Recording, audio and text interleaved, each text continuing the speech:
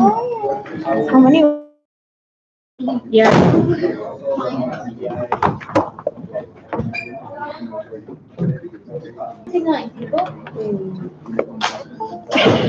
They're 1 and 2 Somebody are didn't get sleep last night.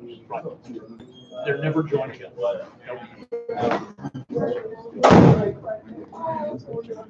No. So each of those traits, we take say chromosome number 1, and it's a long, thin line. That DNA winds up to be winds up and forms. Did you go to the World Cup? Girl. You went. You went to the World Cup because I saw that back. Yeah, you watch soccer? My boyfriend, obviously. So yeah, I did. Yeah. So we were pulling obviously for Brazil to Croatia, but He has to. yeah. So I have to. Yeah. That is nice. All right. Yeah. Yeah. I just wanted to go through this with you and see if I'm writing it correctly because I'm not understanding what this brand GF is. Oh, I didn't even talk about that one. Okay, well then I will Just do ignore that. that. Okay. It's just an intermediate step where it's reforming the GTP and so on there. So Yeah, I don't worry want about to it. Yeah. confuse or anything. Let's not add more detail in that we don't need. Who do y'all pull for? What? Who do y'all pull for? Oh, we always play pull for Germany. No way. We were like so happy when it was like Brazil against Germany back in 7 to. yeah. So it was like 7-1, and the last goal Germany was organized. Sorry. It's my whole my uncle have and my dad is also like rooting for Germany. Really? We were like, yeah. But you guys did great. That's not like last World Cup. I'm gonna take a nap. I'm not. I wish I was, but I'm into it. What? Brazil. Well, my boyfriend's Brazil, so if I hate Brazil, I have to. Yeah, But it's not like I like the US. So disappointed because like last World Cup before the Brazilian World Cup, they did so good. Right. Good. High school. Yeah. It's alright, yeah, they won enough. The girls are killing it in soccer. And they don't get enough. No, they don't. They're still underpaid. Oh, God, well, they're winning. See you later. Of course. The usual. The usual. What's new? Hey, Early. Love you. Bye. Martha, that's her name. The girl.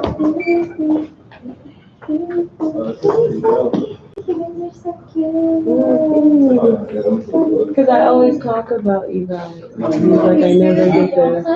I never. He's like, I haven't met your friends yet. And I was like, oh. He was like, tell your friends it was nice meeting you. I was like, I'm so done. Yeah. Yeah. How are you going to fight?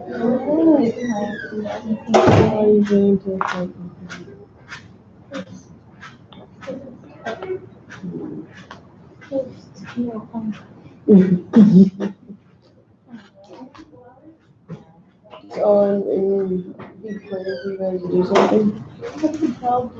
Oh, he did? He never plans, like, wait till last minute. And to me, that shows, like, not thoughtful.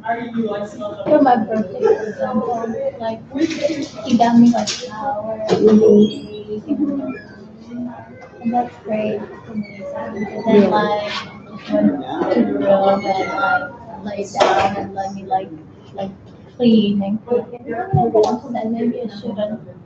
But I mean, I'm like, really, how's that like a special? Yeah, I He's like, know. well, we're gonna celebrate on Thursday.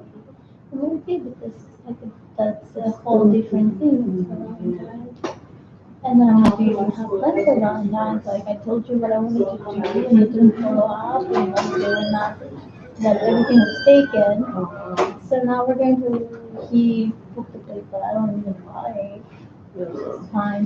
I'm gonna tell him that I'm not going, I'm not doing anything with him. Because don't go home this thing.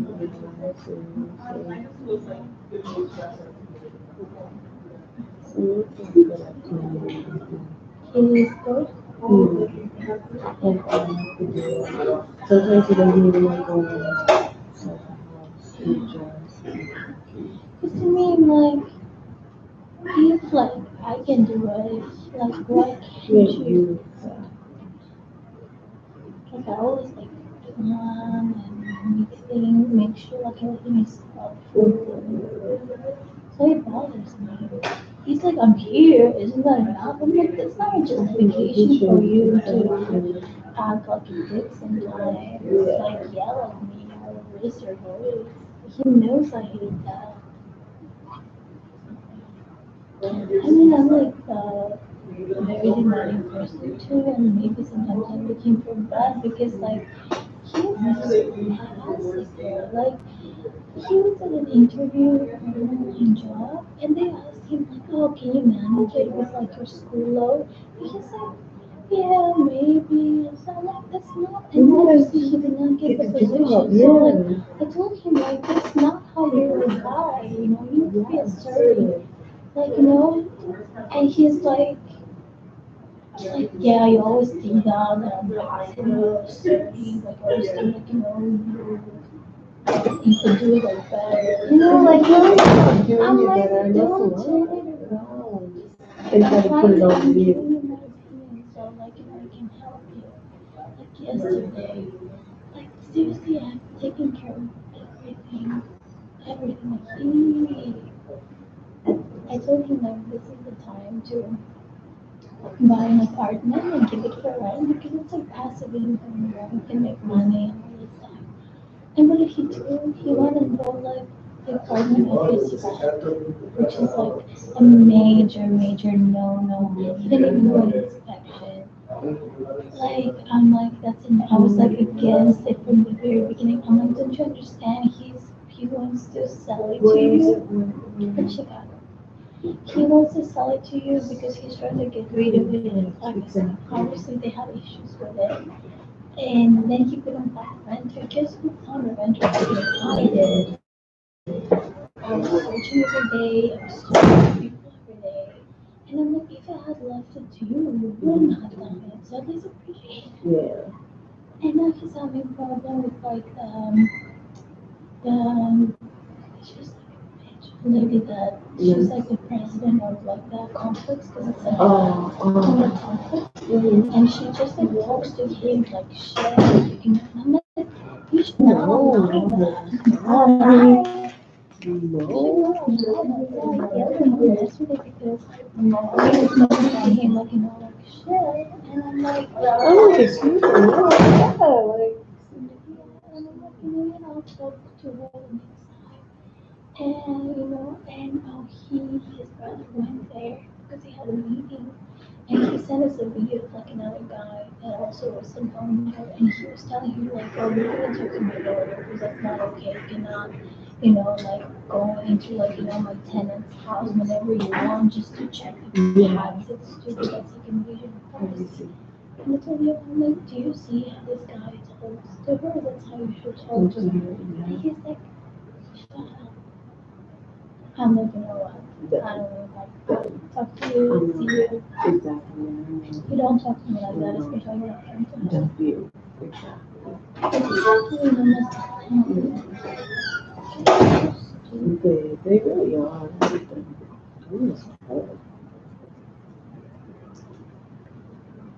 It is what it is.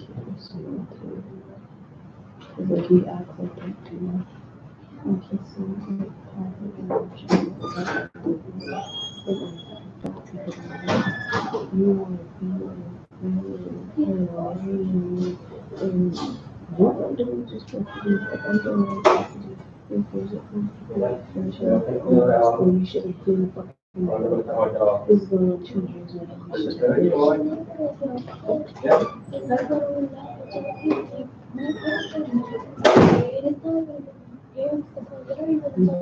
exactly. What's everything like?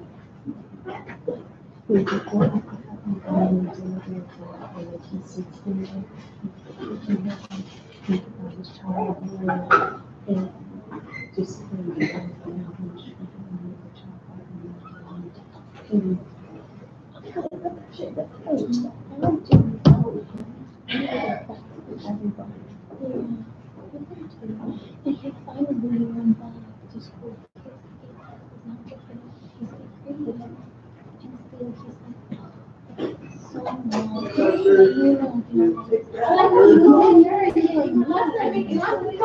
Like crazy. That's the joke. Chanel put away all her crap. That's a book. Oh, okay.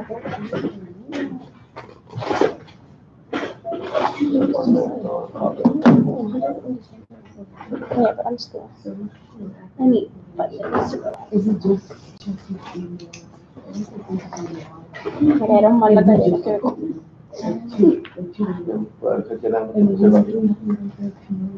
a mí no me cae mal. No sé dónde se cambia. No, o algo así. No falla. I didn't know you were and then you wrote it and then I fixed it. And I was like, no, you know what you're doing, you should come on and you're tired. And you're like,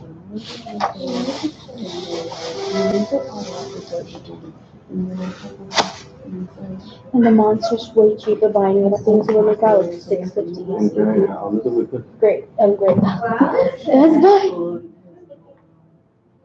I bought a few cans. Immediately regretted it. It's just not like that.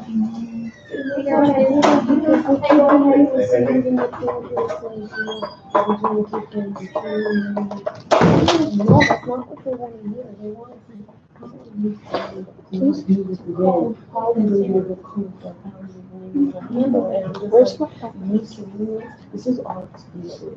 Like, I'm sorry, it really is. But they're actually not harmful because, because I really work. I was like fixing it up and I was fixing out all the I'm taking care of cooking, working, I'm depressed, like all that shit. Like, no, they won't appeal it. Oh, yeah, they're very like. They're very strict on time. It's They're being denied. But schools wouldn't use appeal. Because small proactive information, like at the last minute, like a 165 or 5 days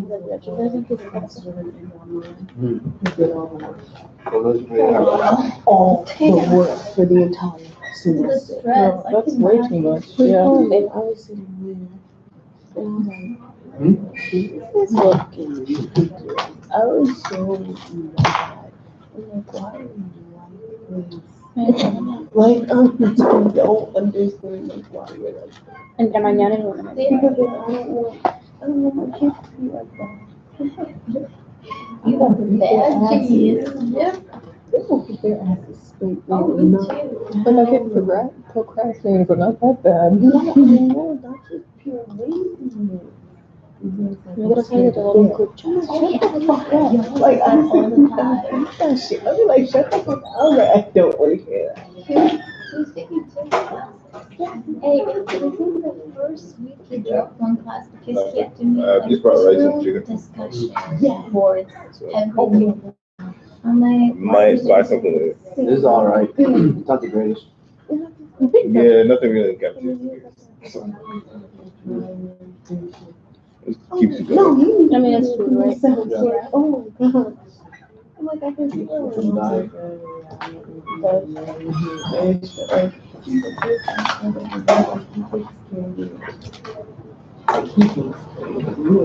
Anything and everything. That's the problem. Just like, there's also me. I can't. I don't think we can. You can do It happens. Like, ow, like, I think.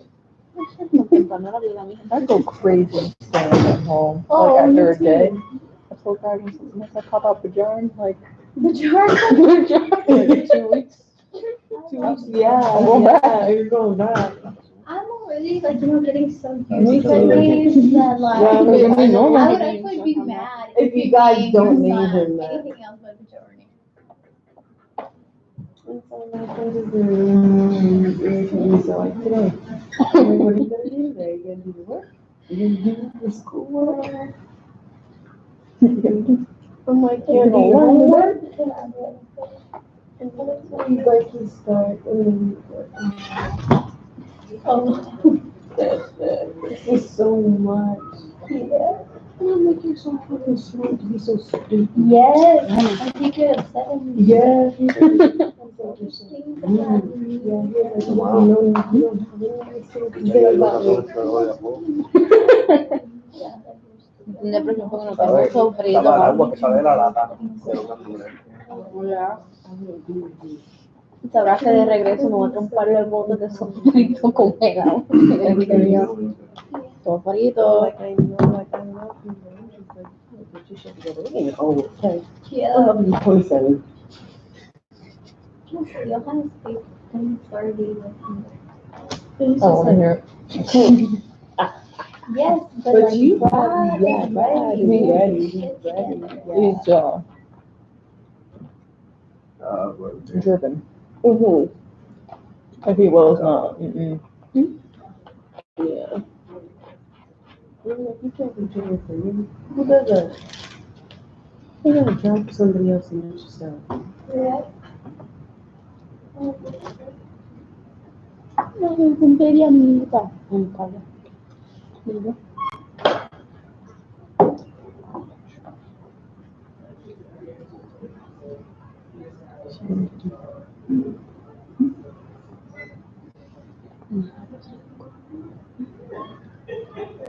Pero llevo tanto tiempo sin checar Facebook como que no sé ni qué hacer. Ready to go.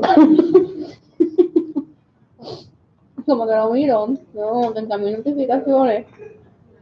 Y no sé qué hacer.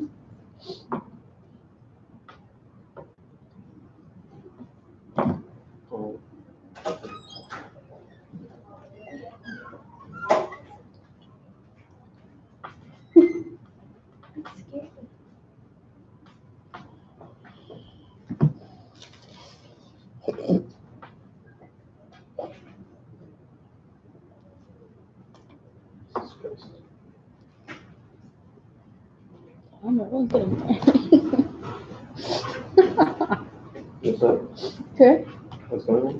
No, que like, en cuestión de par de semanas, like, ya se han comprometido par de personas en mi feed y ya deja. Me acabo de ver un video de Juanito mío.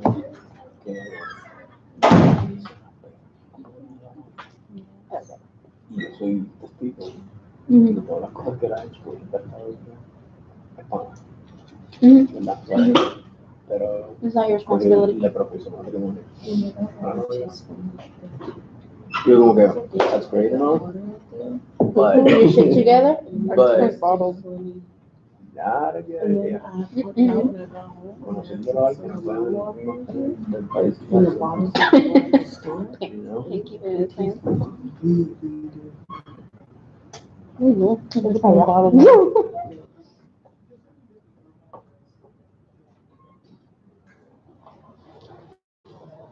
Like when I remember her amiga, she got married right out of high school. Y nunca pudo hacer nada con su vida. You know? Jack going for her. She had 3 kids. Nice. 3 kids in an asshole. Hey, some people, She didn't want that though. She got brainwashed into it that way. play stupid games, get stupid prizes, I guess. I guess. I mean, like, she What's seems that? happy now, but What did they have? Chicken? Bob? Is it good? The kebab's good, but it's like, you know how there's like the kebab, split it in half, And side by side, and that's all the chicken you get. Yeah, it's good, but it's No, a lot. yeah, It it's doesn't not- satisfy my needs. Right. It doesn't satisfy my meat needs. That doesn't sound any better.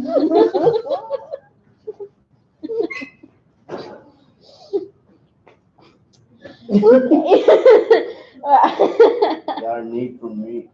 You're buying you some meat. Like, you put meat in it. No, like my cousin's getting a divorce. Who? My cousin's getting a divorce, and so someone's like, hey, she's getting a divorce. I'm like, why? Well, I know why, but still. Yeah, like la tipa se casó con él por los papeles y ahora se están divorciando, like we all saw that coming. No, because it's too ¿Dos capitulaciones? No sé, eso es no, estúpido. Lo que pasa es que eso fue como que de la nada, ¿no? De que ok, tú sabes que tenían hasta una fecha para hacer los trámites para los papeles, o si no, you get kicked out, right? Entonces, hay un tiempo para que los Oh. saca, que se revisan los papeles, los papeles. Wait, ¿se casó con quién? Mi primo se casó con una muchacha. ¿De dónde? Policía, ella es New Jersey, I don't Pero know. de qué papel tú hablas. Okay, because she's not legal apparently. Oh, but no, de. Pues no, pero se criaba toda su vida ahí, right? That's. Llegaron a revolver de que se estaban sacando la fecha de que se criaban y boom, a magical wedding appeared. Like, dude, I didn't even know you were dating me. Like, what the hell happened? 2 years later, divorce.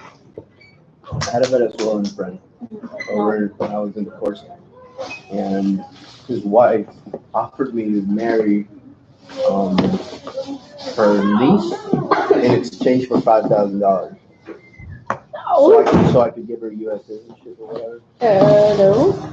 I'm like, hell, $5,000? I'll do it for $7,000. You're an asshole. No. Me. What's wrong with me? Please don't tell me you guys are staying here and just being studious right now. 1 hour free we have all day. Honestly, my plan is to do that, but we all know I'm gonna get lost in the pits of YouTube. That's cool with Netflix. Yeah, there we go. We all know I'm Netflix, gonna. Honestly, I'm just gonna write Anki cards and listen to music in the background to relax. Like I've been listening to a lot of crappy music lately. I need more. Pero si no, I'm kind of sad because he's a really nice kid. I'm not getting married until I know. Like, sure. I'm not getting married anytime soon. I got too much shit to do. We'll worry about that after residency. Siempre están hablando. It's like they grab the rice and after they season it, they wash it. Shit. Y cuando le echan season, it's like this really weird tasting kind of thing. It's like, I don't like it. I want my rice. Chacho, yo cuando llegue, lo primero que voy a hacer es voy con China. Porque casa. Y vamos a meter una orden con todo el con tostones y bolitas de mofongo. That's what I'm going to do. Let me get a cookie. Want something? You want something? No. You want something? Cookie? Oh, milk chocolate. You're tempting me too much, That sounds Lauren. good, right? Yeah. You're an enabler. I am an enabler. I fucked up many people's lives. Let's go get candy. Where's my purse? My wallet.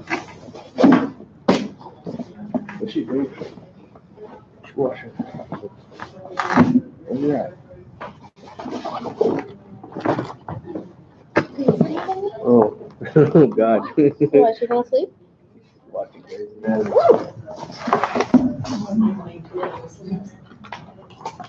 Yo me quedé a mitad I camino. said I want to see her right now.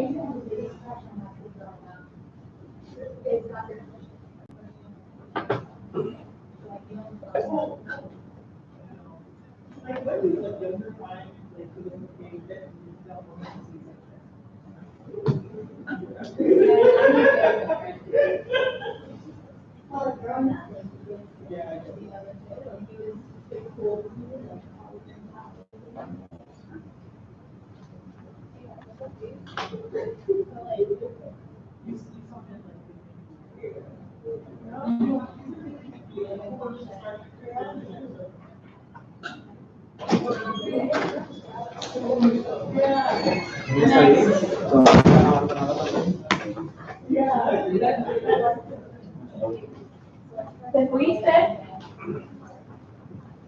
Pero hoy te teléfono.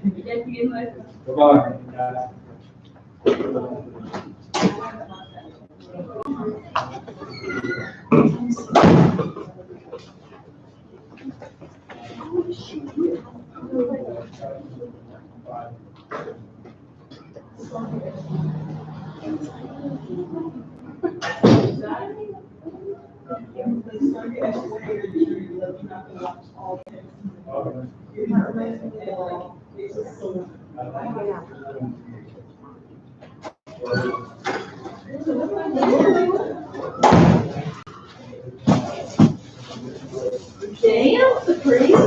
I know, right? I'm like, what the fuck was it from? I don't know. That. Yeah, right. Oh, yes. Guys, it's free fall. I need to find out who it's from. Oh my goodness. Oh my gosh, you're so cute. Okay, I'm on you.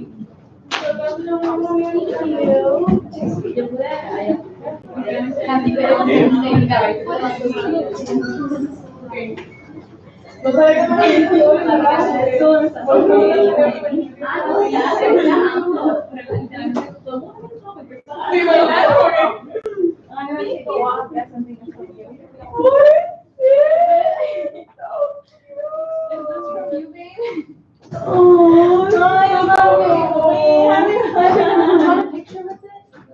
Sure. Okay, hold on. I mean, we can just do a screenshot, or you can take a screenshot. This is so extra little. How much would I get you home? So birthday. No, it's cute.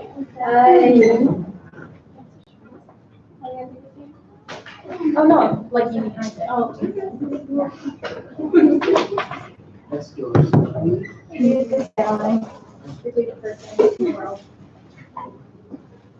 He laughed at you. Okay. You ready for the screenshot? Probably like, oh my god, I'm so different now.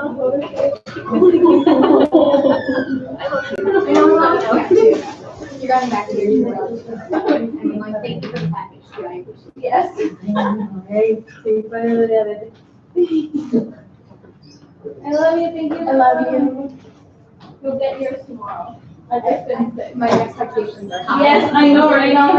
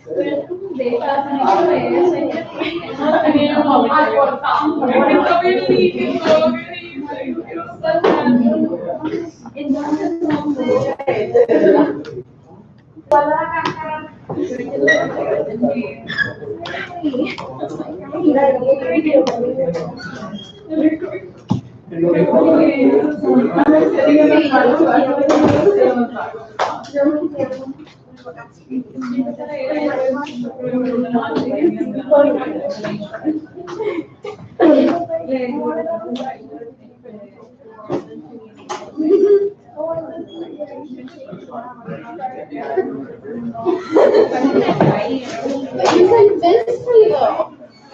Honestly.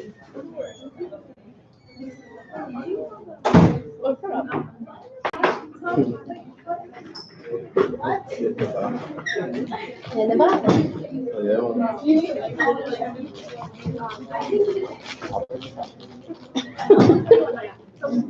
Vamos con calma.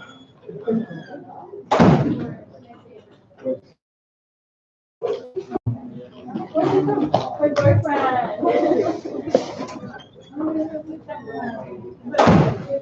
I'm just gonna listen to music. Para que falta.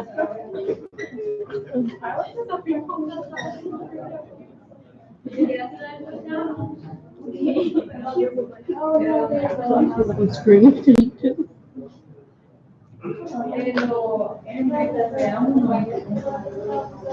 Look what I got my birthday.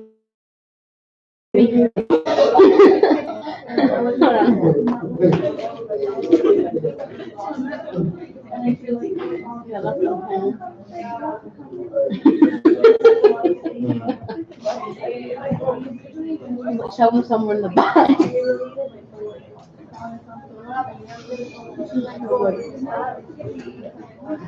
It's not like the creamiest ice cream now.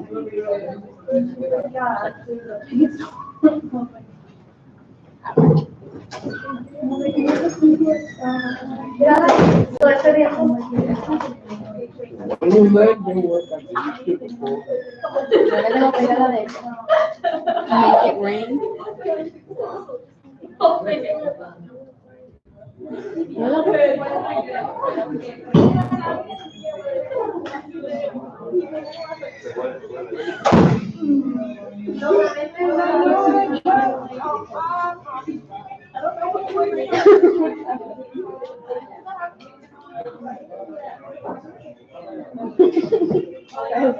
It's like procrastinating. I know it's okay. I have to heat up my food. My craft dinner. Part of this wholesome meal. Huh?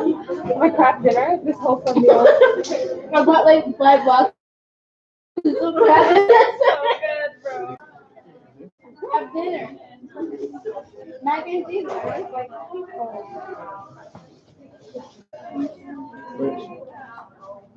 Like Really you would dumb. really eat that. You would be like, no, it's unhealthy. You gotta, I guess you gotta care of yourself. I do. I eat crop right. Yes. I can't judge. I'm not saying you can't. Oh no. No, I eat like. Hey, I had bitter melon last night. Okay, like if that's not health, then What? bitter melon. It's like the Confederate green, like. Why? Frozen. Oh no, it's good like the way my mom makes it. Frozen, so I was like, let's search up that picture. We call it Corella, so I don't know, like, we'll write it down. Cinderella, yeah, I think that's the name, the English name if you want. We'll probably call it something like that. Ew. Exactly. If that's not how, I don't know what it is. Okay, like I had a wrap for lunch. Wow. Yeah. I thought that was like a mutated cucumber when I saw it on TV. It is. It is. It kind of is. It's hollow. Yeah. You like chop it up and like fry it with like saltfish and it's a Well, Caribbean thing. It's very nasty. You know what that If looks you like? make it right. It's something I that can't mutated make a it. lamb and you eat the family. What? Something that mutated a lamb is gonna eat you. Oh, that. But yeah, I used to hate it, but now I like it. You want to get back home? What? Go eat. What? Go eat. Are you trying to get rid of me, Brian? That's not nice. Yes. I feel like go eat. No period. Yeah. Yeah.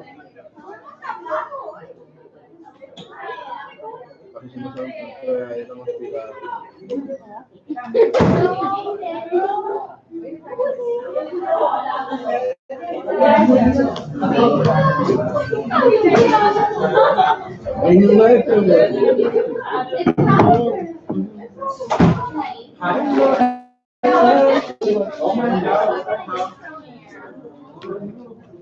Hi, Alex. Happy Valentine's. They're like tying your hair. Where do I get? Do you want to wear Valentine's? Oh my God, thank you.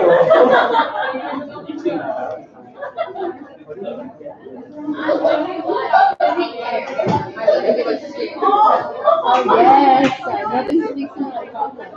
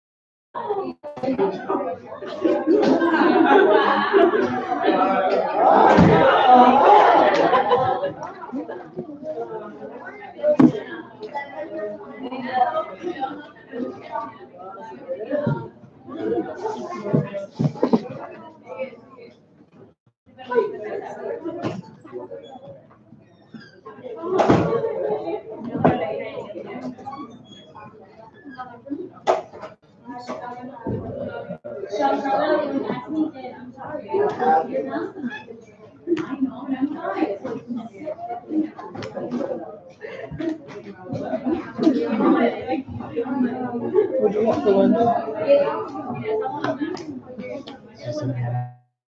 Oh, good to know. It's good.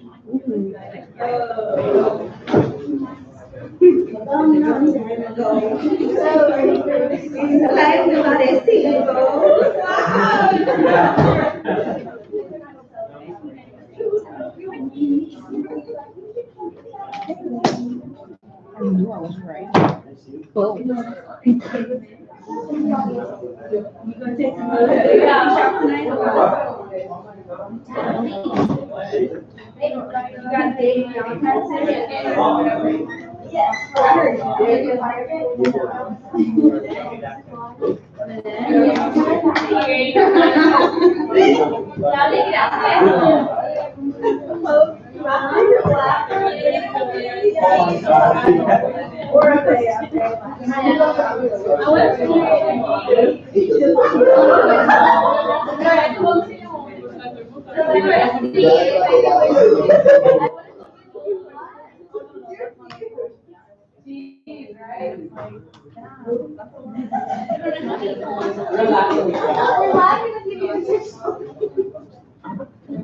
I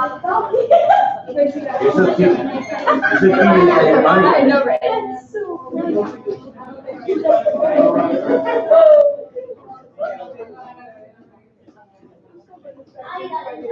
Are you going out tonight for Valentine's Day? Rather not. She's got like, yeah, this next week she's got like around three exams. It's yeah, she's busy. Huh? Kind of nice over here. Chill. It's fine. Yeah. Okay, I did on key cards for the vessels of the anterior and wall,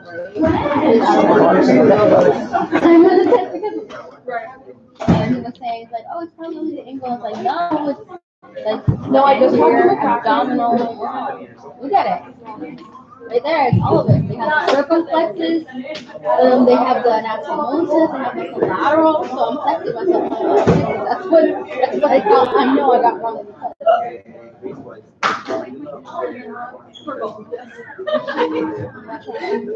And I'm trying to write it down like in questions for like the the quadrants, and like, oh, you have a stab wound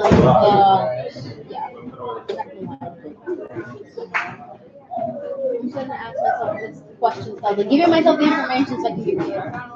The other way around, obviously.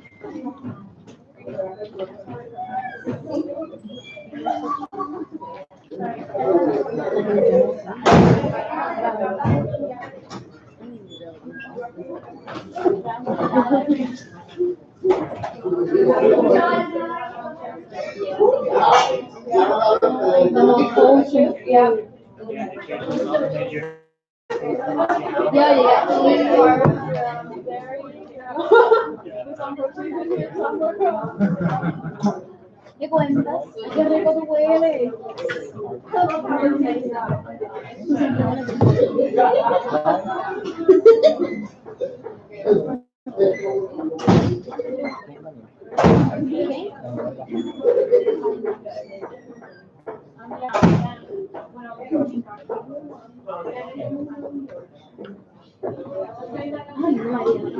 Who's what?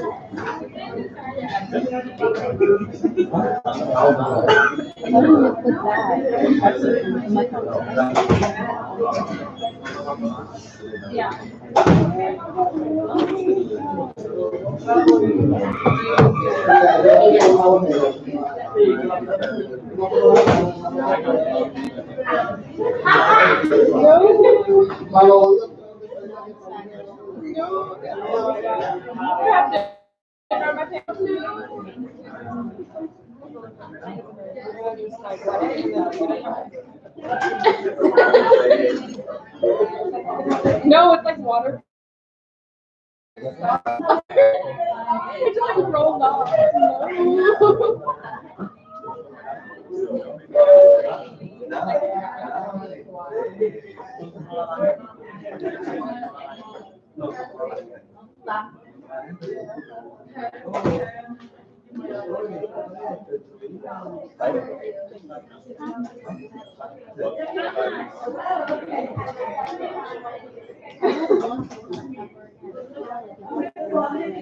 Really?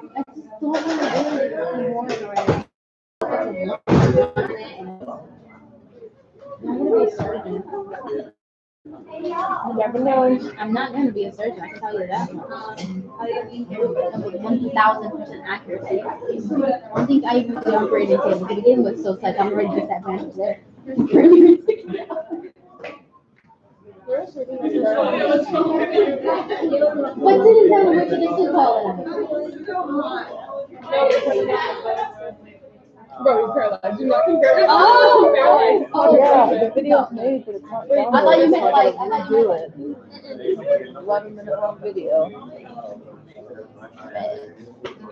like he can't move anything? Well, it's arm. Dang. That's really fascinating. And we're working limb.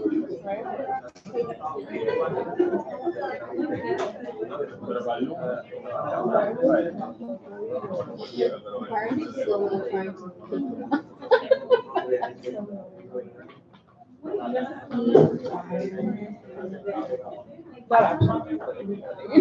No, I know.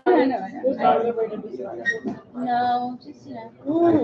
You skipped Daredevil. No, I watched the first season. You finished the first season? Yeah. Yeah. I don't know Yeah. Because they're both really good. So I'm like, I'm But gonna. it's fine, you watched season one. Yeah, I All you watched need. season one. Got home yesterday. That was like, I'm like, to do this yesterday, and that's about it. How many episodes did you watch? Yeah. Like 6 or 7? Yeah, like I just went through it. Like I binge watched Okay, that looks the first season of Daredevil. What is that? That one? Yeah. I'm guessing that's Funny shirt.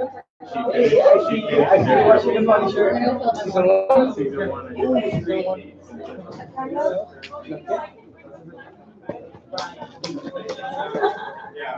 The prawns is out here, right? Yeah, I did them. Thank you. Yeah, I saw you drifting in I'm doing one of my videos, yeah. So it's not downloaded, so now I have to redo the whole So I'm trying to it was so much fun. Like I'm scared it'll just snap and give space time in the water. I think because it was over water was why I didn't see out as bad. But I was jumping and I was going, and it literally like a second, but like it seemed so much longer. And I go, oh my god, I'm like, it's not the pool, and then I felt it pull. I was like, oh, okay. And then I went right underwater and pulled back. I was like, what just happened? Oh, wait. Yeah, I've done that. How is it on that? I'm scared to bungee jump. I want to do this.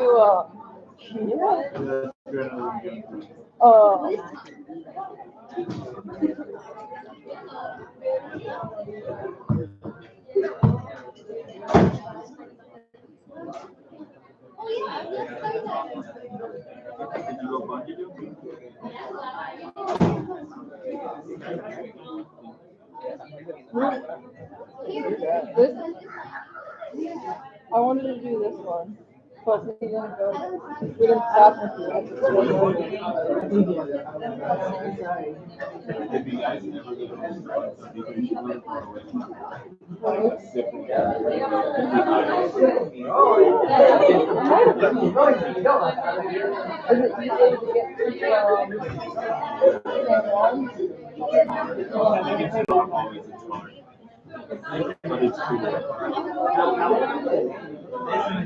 Yeah, this is the one I want to do.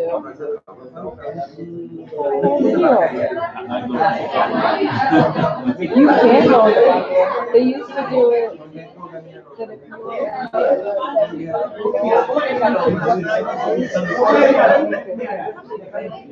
People would do it. Yeah. Like, there's a guy we met that jumped, he was 75, he had to cut naked on all these days, but he was 75 and the guy, like, he just travels around and just bungee jumping. See, that would be me. Are you watching? She's in a No, I didn't get to do this one. She wants. But you would watch it. No, we were gonna do it, but the court got canceled.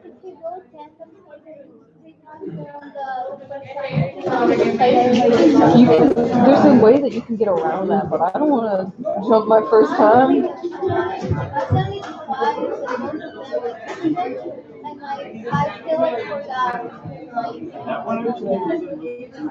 It's the highest one in the world. I think.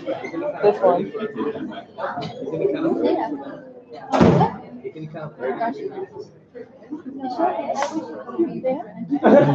That one. It's the high over the board. Already It's like a 1:30. right? Yeah, that's right. Here you go. No, Okay. I didn't. This is the biggest one. Honestly.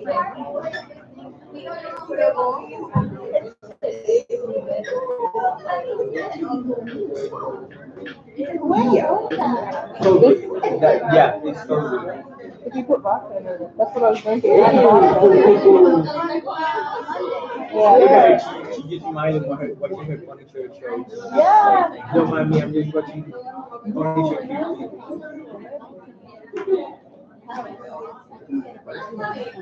It's 134.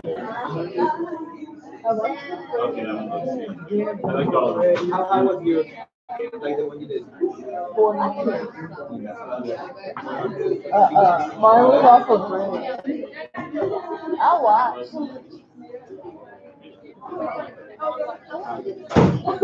The what? Oh, I've done that. No, Daytona, we did the swing. And the guy was like, all right, put your hands up, we need to make sure. I need to make sure your seatbelt is attached. Yeah, and then you just hit the button. I was like, oh my god, I'm dead. And I was like, oh, he's like, you fucking idiot. I was like, that's so I love it. This is what I did. But it's I had yours, to like, act you with can't that. see it. No, you can't. So Like this yours, is, yours. oh no, you can't. It's just not downloading right. I could not. I just had to read it. And then like, it was. Did you go look at it? No, we were gonna do it the day before this one. But She did that. the port. We didn't know. Yeah. She's a chaplain. So. It was like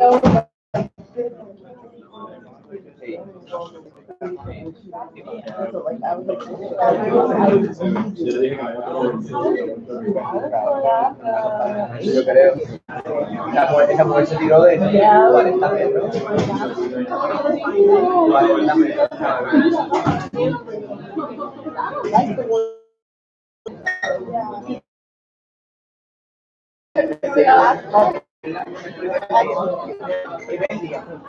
Hablando a la mamá. Y creo que vamos a hacer un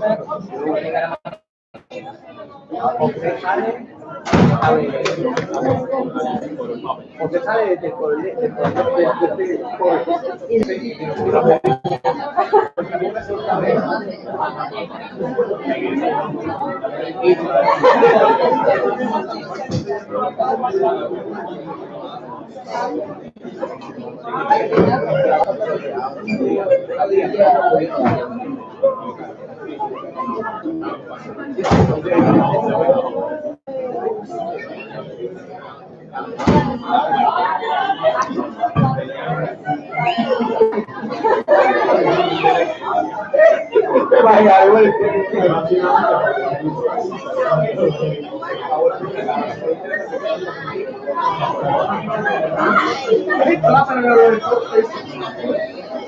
I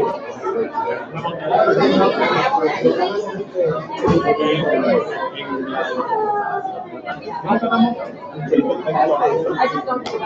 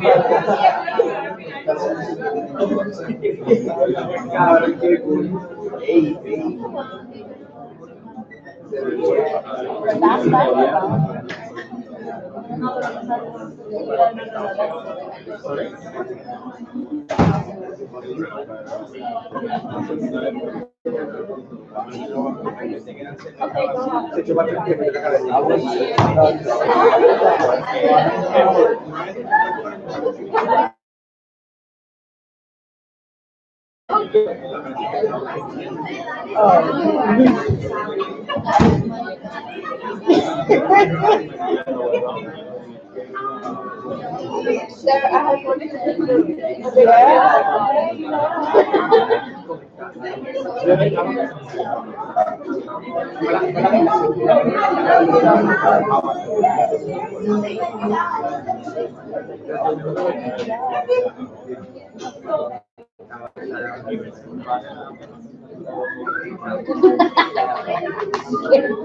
Yeah.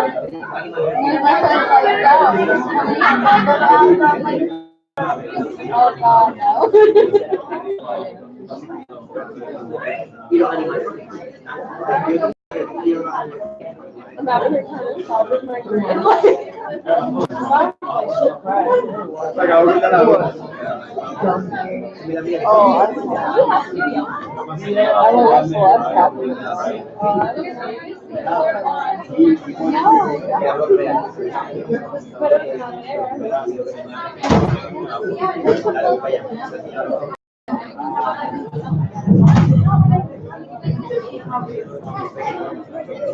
Oh, you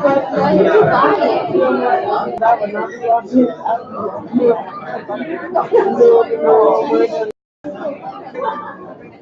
I'm almost gonna rewatch it. Yeah, I'm probably gonna rewatch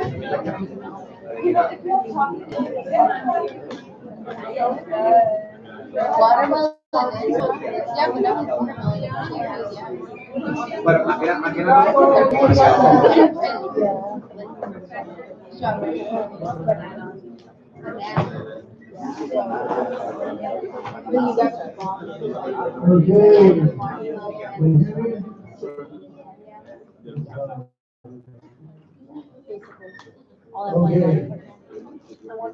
Long day for you guys. So. There's PBL. What we're doing is giving you the PBL. You'll now or supposed to by him we want the purpose of the PBL, which I think is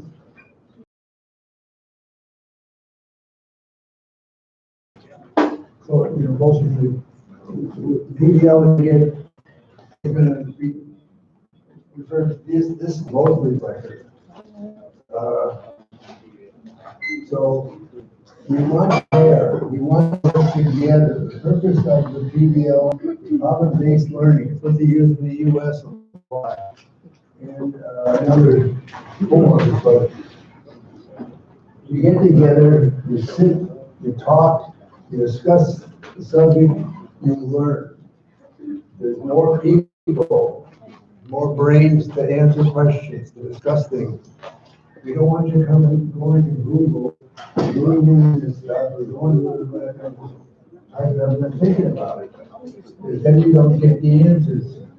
You don't understand what you're doing. So today, I'll independence that you can go to the PBL and you can start working on it together. So that it's working the way not come in and spend half an hour and not really do what you're supposed to be doing. Our hope is we think it's gonna work well. It works well in institutions. What do you all think about it?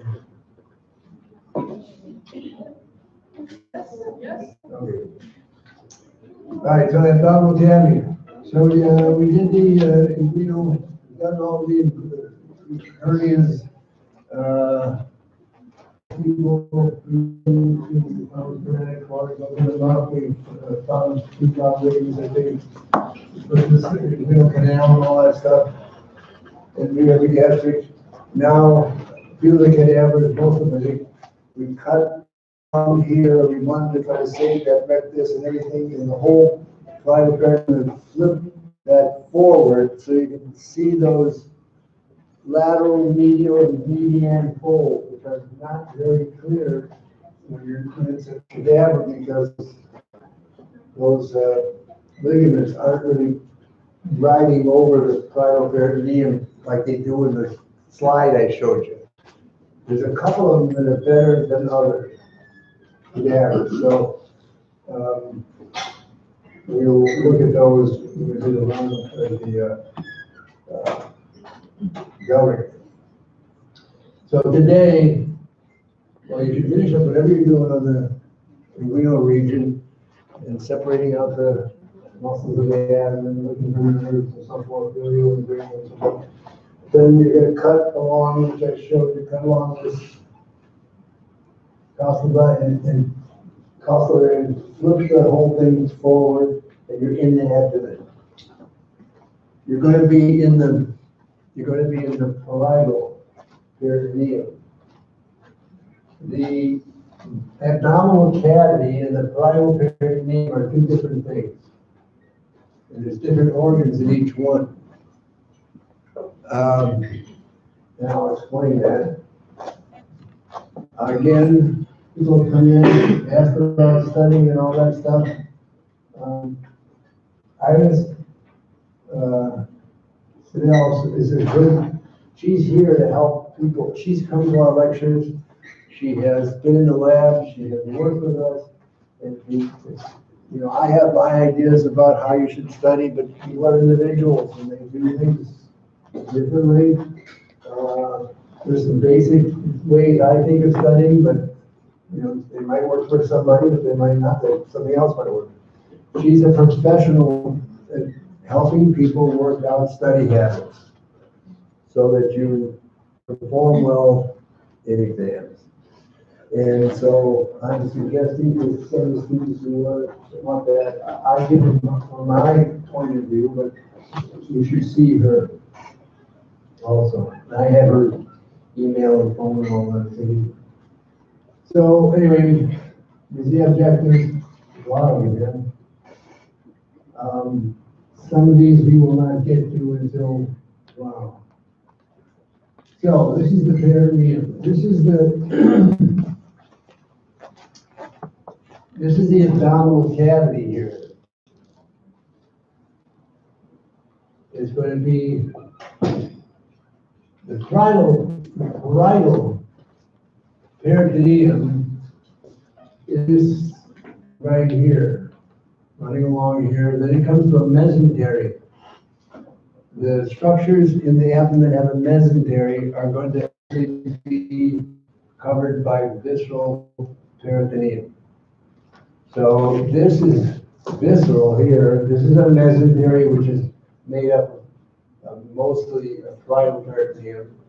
And this is parietal all along here. And so this is the peritoneal sac. And anything that's covered with parietal peritoneum is going to be in the peritoneal cavity. Anything that's outside, now you're going to have kidneys and duodenum, ascending and descending colon. These structures are going to be covered by this parietal peritoneum. I'll go over this again. And they are retroperitoneal. They are outside of the peritoneal cavity, but they are in the abdominal cavity. Do we understand them? No? Yes?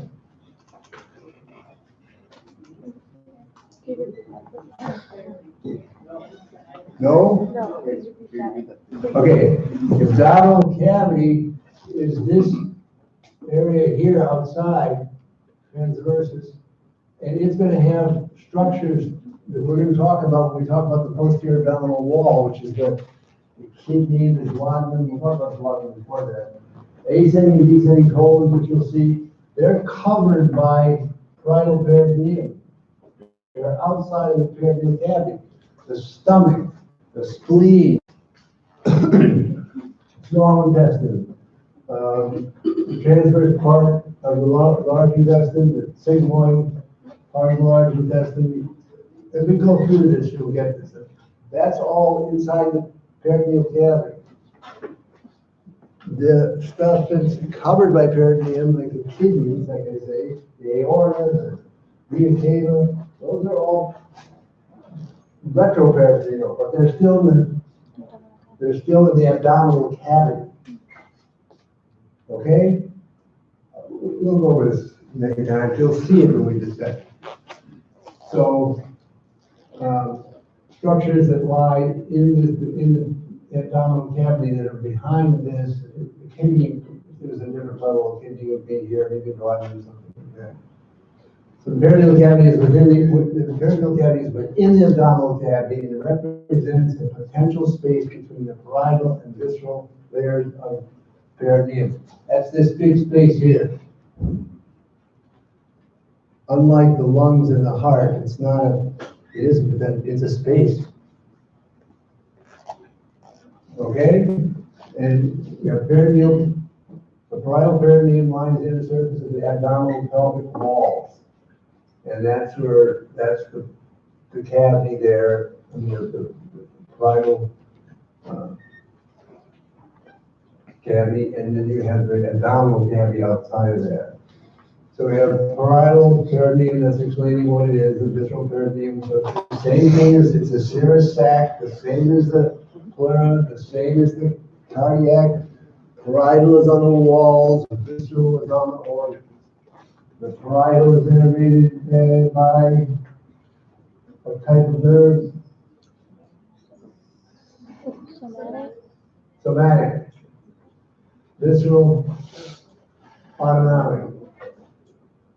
Okay, so this is, you need to understand this, again, it's the same principle as the heart and the lungs and so forth. Parietal, visceral, so all your small intestine, and other things you can see in there.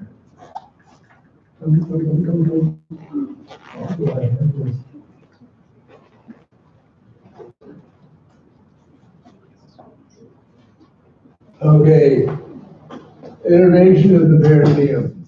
I talked about that. It's the same. You don't have to know, T7 is L1 is not something I'm going to have you know. I want you to know it's going to be intercostal nerves, basically, and then L1. So it's T7 to L1, but I'm not going to be specific. You're going to identify the subcostal nerve. You're going to identify the nerves from L1, which is the ilioinguinal and ilioepigastric, which you've already seen. And you're going to see the lateral femoral cutaneous and some other nerves. So when we take the guts out, and you're going to see those nerves coming out from the back wall of the abdomen. The visceral is going to be sympathetic. The sympathetic is going to be flanking nerves from the sympathetic trunk. So it's insensitive to touch, cold, all that other stuff.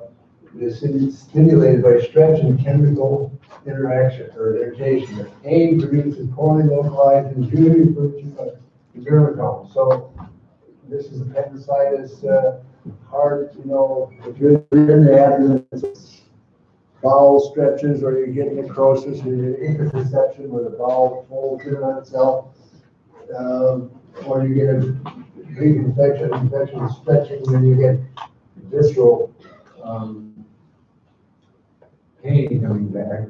But this is the innervation of the parasympathetic, comes from the vagus nerve, except for the right lower quadrant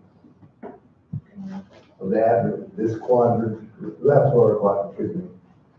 This is innervated by the pelvic flanking nerves. These three quadrants, the parasympathetics, are innervated by the vagus nerve. And we'll go over this several times. So, we know this. All right, so we have intraperitoneal versus retroperitoneal, which I just talked about. So intraperitoneal organs are completely covered by viscera. This is a mesentery. This is arterial blood going in and venous blood going out. This would represent the small intestine, large intestine, the stomach. These are structures that are surrounded completely, the spleen completely surrounded by visceral peritoneum. And so these are intraperitoneal organs. And we'll talk about this in embryology and how this develops. You have primary and secondary intraperitoneal organs. Retroperitoneal organs, now this is the parietal peritoneal cavity right here. And this is the parietal peritoneum. And then the peritoneal cavity itself is out here, the walls of it, your muscles and so forth and so on. You're going to have kidneys are going to be outside of this. The ascending colon is going to be outside of this. They're going to be called retroperitoneal. They're outside of the peritoneal cavity, but they're in the abdominal cavity.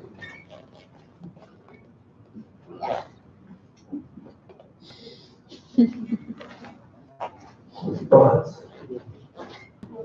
Okay, so you got that. I mean, and then explains what the mesentery is a double layered small peritoneum that occurs as a result of an invagination of the peritoneum. You can read this yourself. This is during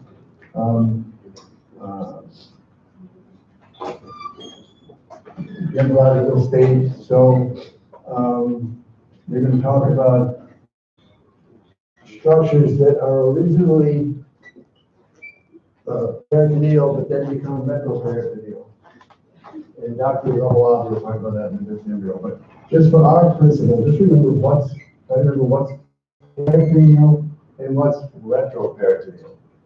And the abdominal cavity contains all of the organs of the abdomen. The parietal peritoneal cavity only contains organs that are covered by visceral peritoneum. And so here we have abdominal contents in situ. So this is what you open. You take that chest wall, flop it back. You're going to have a great drum. We've seen it in some of the kids already, which covers the small bowel, large bowel, the stomach, the gallbladder. Some of us in the cadavers have seen those and cut them off the wall. This is a diagram of your digestive system. And it even has the accessory organs, the liver, the gallbladder, the pancreas. You have your mouth, we're going to do this with head and neck, but then we've done the esophagus, stomach, duodenum, jejunum, ileum, ileocecal junction, cecum, appendix, ascending colon, transverse colon. This is the right hepatic flexure. This is the left splenic flexure. This is the descending colon. This is the sigmoid colon. This is the rectum and the renal canal. We're going to go through all that stuff. You're going to see it all. This is retroperitoneal. This is covered by the peritoneum. The cecum is not. The cecum is peritoneal. and this goes under the perineum, then this transverse colon is peritoneal. It's covered, it's outside of the, as a mesentery, it attaches up here to the stomach. And then at this flexure here, we have, it goes back down, the descending colon becomes retroperitoneal. The sigmoid colon has a mesentery. Anything that has a mesentery is going to be peritoneal. And it is peritoneal. The rectum is retroperitoneal. I know it sounds, but we'll repeat this many again. Yes, please. You said the second is intra. It's got some funny little things, like the pancreas is all retroperitoneal except for the tail of the pancreas, which is near the spleen. It has a small part of it that's peritoneal, the rest is a retroperitoneal. We ask questions about this peritoneal, retroperitoneal stuff. I mean, you have to know this. We get questions about this in many different forms. Certain physical structures, when we open up, so the first thing we see is we don't see a nice apron like that usually. We've seen some already, they're down into the abdomen. And what happens when they move around, this is fat, and people have a tendency to collect fat into their some do, some don't. It's kind of a genetic thing. It has no muscle in it. But if you open up the stomach, if you open up an abdomen, a laparotomy, or if you have a scope, and you have a necrosis or some kind of a problem in that abdomen, this renal momentum will be over on top of it. It's kind of like a wall it off from the rest of the body cavity, so that it won't infect or get spread. Huh? Peristalsis of the other parts of the small intestine, which are working, but they move, the momentum that goes will naturally gravitate to the portion that's not moving. And that's how it gets over it. So that's the perimenting. All right, so then we have the deep structures of the abdomen. So we take, we clip off the perimentum, we try to keep it. And then we have the lesser omentum here. This is the stomach, the liver, gallbladder, transverse colon, descending, so forth. So here's the bladder. So we're going to look at this today. Today, you'll probably, the first thing you're going to deal with is going to be the stomach. And then the celiac trunk, which has a big arterial supply. But what you're going to see first is this hepatic gastric ligament. Hepatic gastric, those ligaments. This is the lesser omentum. And then it has a special area right here, which is going to be a hepatoduodenal ligament, which is going to contain three structures that are very important. And you're going to probably deal with that. You're going to deal with that some today when you dig out the branches of the celiac trunk.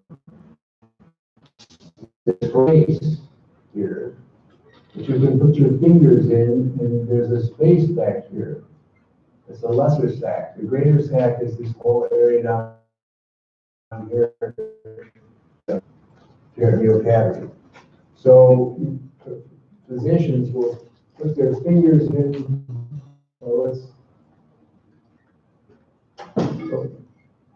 Okay, so here's what we were looking at was an anterior view. So this is that ligament, and here we have the lesser omentum, which is here's the hypogastric ligament. Below it is a space, and when you put your fingers in here, this is the inferior vena cava, the aorta. These are your kidneys. And they are what? Retroperitoneal. Retroperitoneal. Here's the peritoneal cavity right here. You see there's a mesentery for the spleen, mesentery for the stomach, and for this ligament. So this is the lesser omentum, this area right here between the stomach, you really can't see the liver here. And then this is the greater omentum. And you're going to need to know this structure real well. The hepatic triad in that hepatic ligament. So, and omental, so this is basically the omental foramen or foramen of Winslow. Those are two terms that are used a lot. Foramen of Winslow is still used a lot. And commonly you want to call it the omental foramens. You know, one of the small retroperitoneal, but it's in the abdominal cavity. It's not in the peritoneum. Yeah, all right, so this is the greater sac. Is this colored here? The darker is this lesser sac, which is much smaller. There. So on the lateral view, this is a sagittal section. We have the liver, we have the stomach, we have the lesser omentum, that's this. This is the greater omentum, all going down here. It's a double layered structure. So behind the stomach and between the liver and the wall here, this is the lesser omentum. This green, this is all greater omentum here. The small intestine and some of the border with the colon. So greater sac, lesser sac, but for surgical purposes, sometimes you have to get in there and you go through the omental foramen.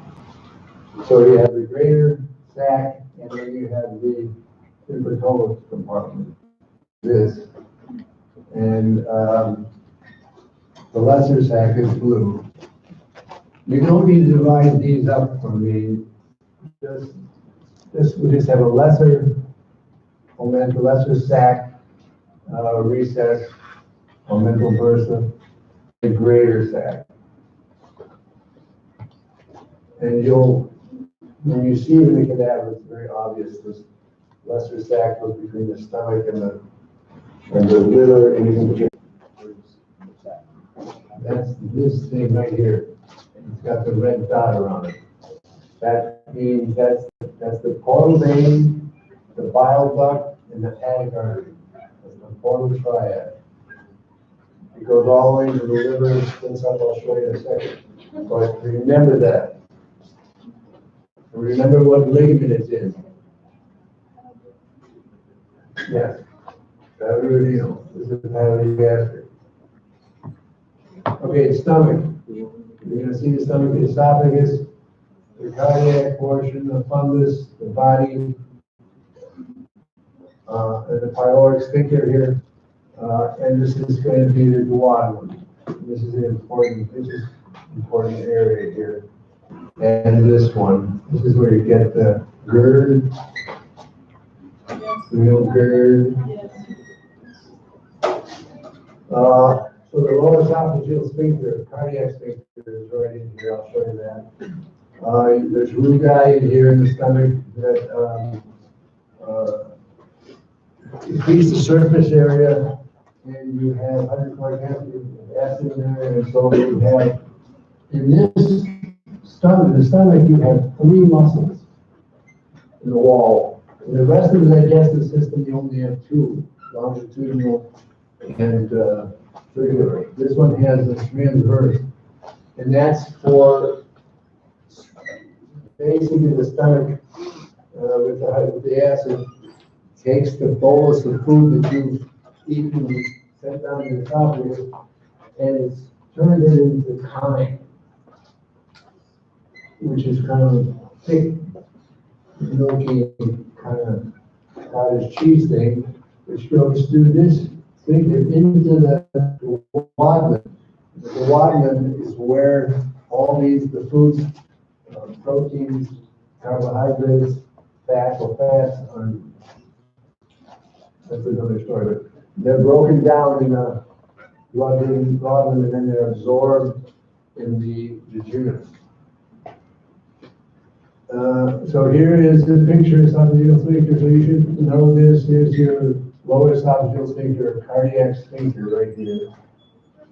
And then there's a zone here, the Z line, I mentioned that. It's the difference between the epithelium in the esophagus and in the stomach, which is pretty different. You'll learn in histo. But just remember that this problem with this cardiac sphincter usually are what causes regurgitation of acid in the esophagus and causes esophageal varices and problems. Now, blood supply. We'll go over the aorta more specifically about all these different structures. But for right now, I want you to know the celiac trunk, the superior mesenteric, and the inferior mesenteric arteries. You're going to see the celiac trunk today, maybe part of the superior mesenteric. This is, and I want you to know what they supply. The celiac trunk supplies the foregut. Again, next week when we do the embryology, we'll discuss the formation of foregut, the midgut, and the hindgut, and you should know what parts are what. So the foregut, you've got the stomach, and you've got the part of the duodenum, and the gallbladder, the liver, and the spleen. And in the midgut, you've got most of the small bowel and ascending part of the colon, a little bit of the transverse, and then you have down in the hindgut, you have basically the left splenic flexure, the descending colon, the sigmoid colon, and the rectum. And these are the arteries that supply these parts of the gut. And here they are in the aorta. You're going to have the celiac trunk, superior mesenteric, and inferior mesenteric. And they're going to have ganglia surrounding them, and plexus. And the ganglia, which we'll go over a bunch of times, the ganglia are going to all be sympathetic ganglia. This is where the splanchnic nerves, the thoracic splanchnics, the lumbar splanchnics, sacral splanchnics, they're all going to synapse and send their fibers out to the organs of the abdomen. So remember these, we're going to deal with these quite a bit. So today we'll probably get to the celiac trunk. Well, there's a lot of fat and a lot of tissue to go through. It is delicate. You've got to be delicate with the, we can usually find almost all of this stuff. Now whether it's in the correct order is another fact, but Landell spent yesterday dissecting out a nice celiac trunk, which actually has everything the way the lab guy has it. And I'll either demonstrate it today or tomorrow, but here's the celiac trunk itself. And then you have three major branches. You have the left gastric. This is the lesser curvature of the stomach. This is the greater curvature of the stomach. So you have the left gastric, the splenic, and the common hepatic. Those are the three major branches off of that celiac trunk. You've got to really play with that to get down to it because it's deep. The trunk is coming off the aorta. You have to dig deep in there. And then you're going to have a common hepatic. So this branch, the left gastric, is just going to supply the smaller curvature of the stomach. And it's going to have a branch that's going to the esophageal artery. And the veins are going to do the same, but that'll be important later.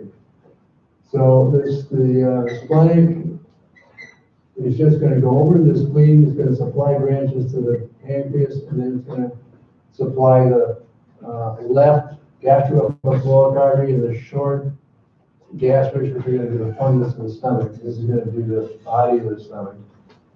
And then you're going to have this common hepatic, which is gonna give off, the first branch it should give off, should be the gastroduodenum, which gives off a superior pancreatic. I know this is all horribly boring. But, you know, I have to do this.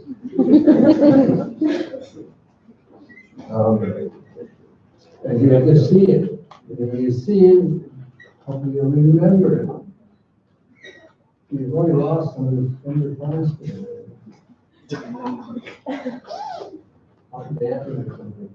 All right. So, these, we have a cadaver which has this section just the way it's supposed to be. Because you have this gastroduodenal artery that comes off. This is a superior duodenal artery, that's not named. And then you have this right gastroepiploid, which anastomoses with the left gastroepiploid. And then you have the superior pancreatic or duodenal artery, which supplies, it divides into an anterior and posterior branch. You can see these. Normally you can see all this stuff. You just have to dig it out. And then you have the other, this is rare, this is always kind of hard. It can come off the left hepatic artery up here. This is the right gastric artery. And then after that, you have a hepatic artery. Then you have a cystic artery, which is going to supply the gallbladder. And then you have a right and left hepatic arteries, which are going to supply the liver. And that's important for you. Now, hepatic portal system, you're going to see this big portal vein. That's going to be in that ligament we talked about, portal triad. The portal system is a system that drains your digestive system, except for fats, which go to another system. But basically, everything goes in, everything you eat, that you put in your mouth, is going to come from the small intestine, large intestine, and it's coming through what's called a portal system. It's the venous drainage of your digestive system. And it all ends up in this big portal, hepatic portal vein, which is going to go into the liver. The liver is going to work on this. The liver you can't live without the liver. Produces all kinds of things. It also takes care of poisons you put in your mouth, a lot of alcohol, other things like that. We'll talk about oral table shunts today, which are very important to remember. And that portal vein, which is deoxygenated blood, right? That makes sense to you?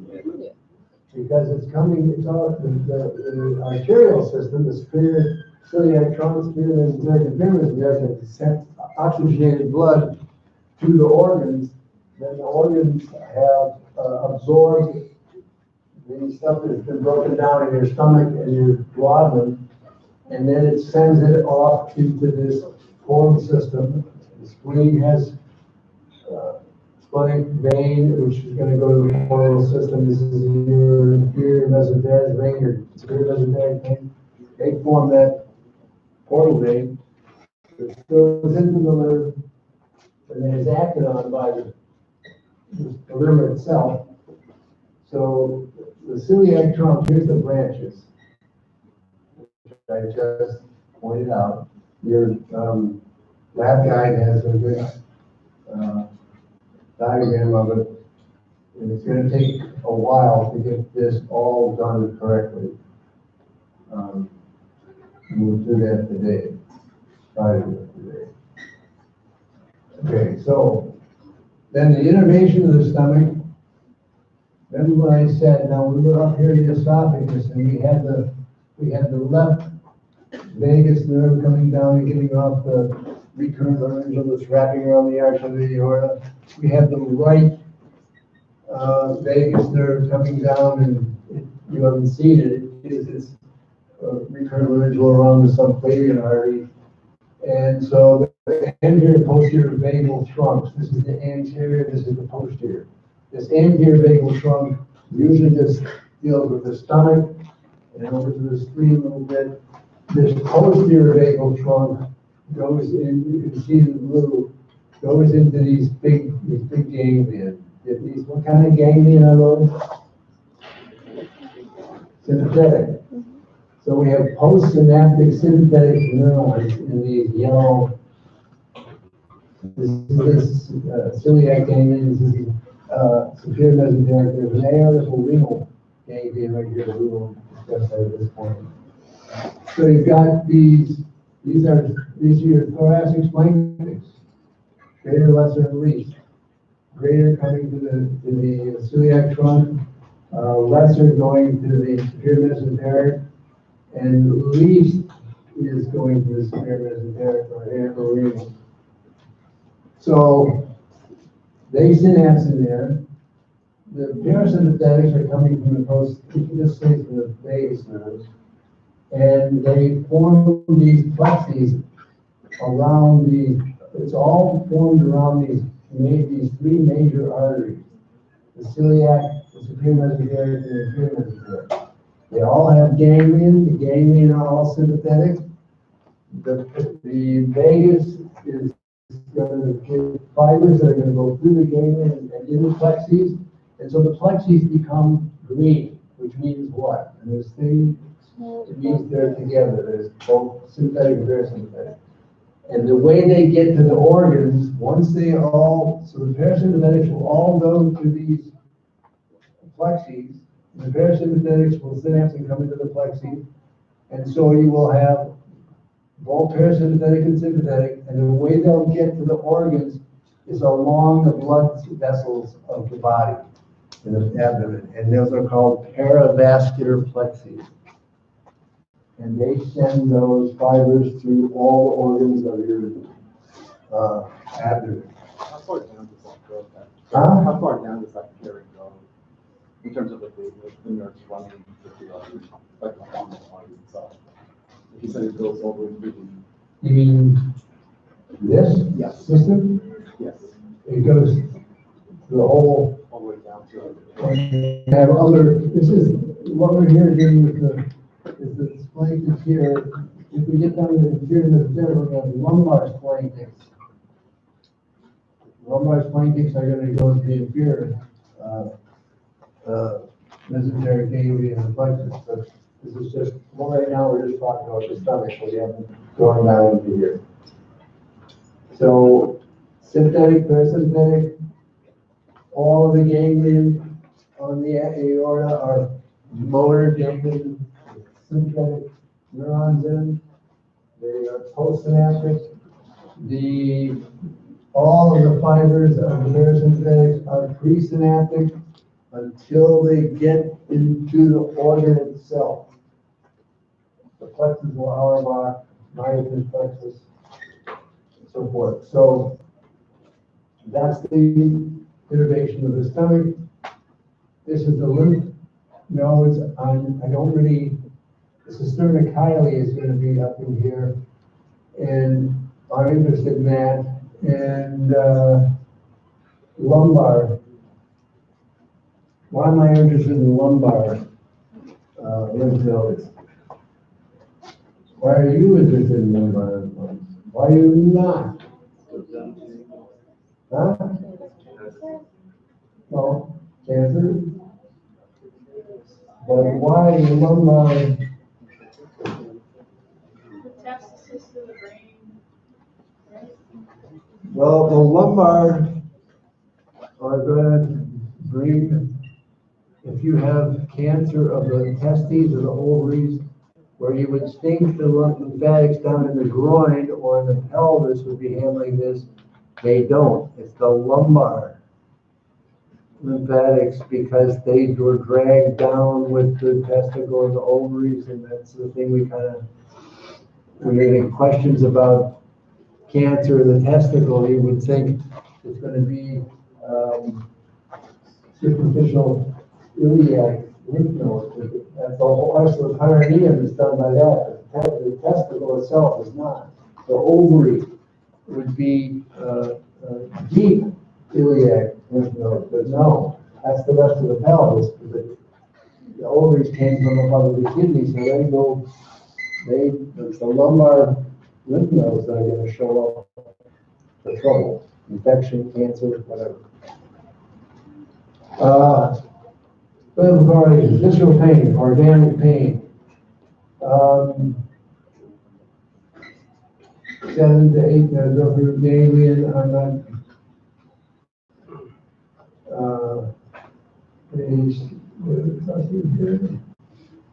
so pain basically is basically going to follow sympathetic. This is visceral pain, radiation dermatome. So you're doing this. This is talking about the fact that we're going to get referred pain. Pain is referred to the epigastric region because the stomach is supplied by pain anchors that are conveyed to T7 to T8 PR of the ganglia spinal cord. The brain interprets the pain as the skin of those dermatomes. It's just referred. Let's talk about referred pain here.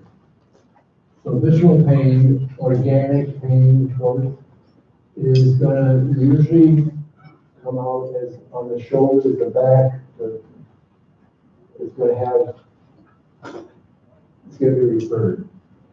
Pain from the parietal peritoneum is going to be somatic, right? And so you're going to have what's called, this is important here to remember. When you press on the abdomen, and if the parietal peritoneum if there's an infection, or if there's a problem with the parietal peritoneum, when you press on and you let go, the pain person is going to feel pain. And that's called rebound tenderness. And this is something you'll do a lot with patients. You're going to stick like this, you're going to poke around, and as soon as your hand goes off and if it hurts, that means there's infection, there's a problem, it's rebound tenderness. The young lady Iris that I'm telling you about, this is the doctor.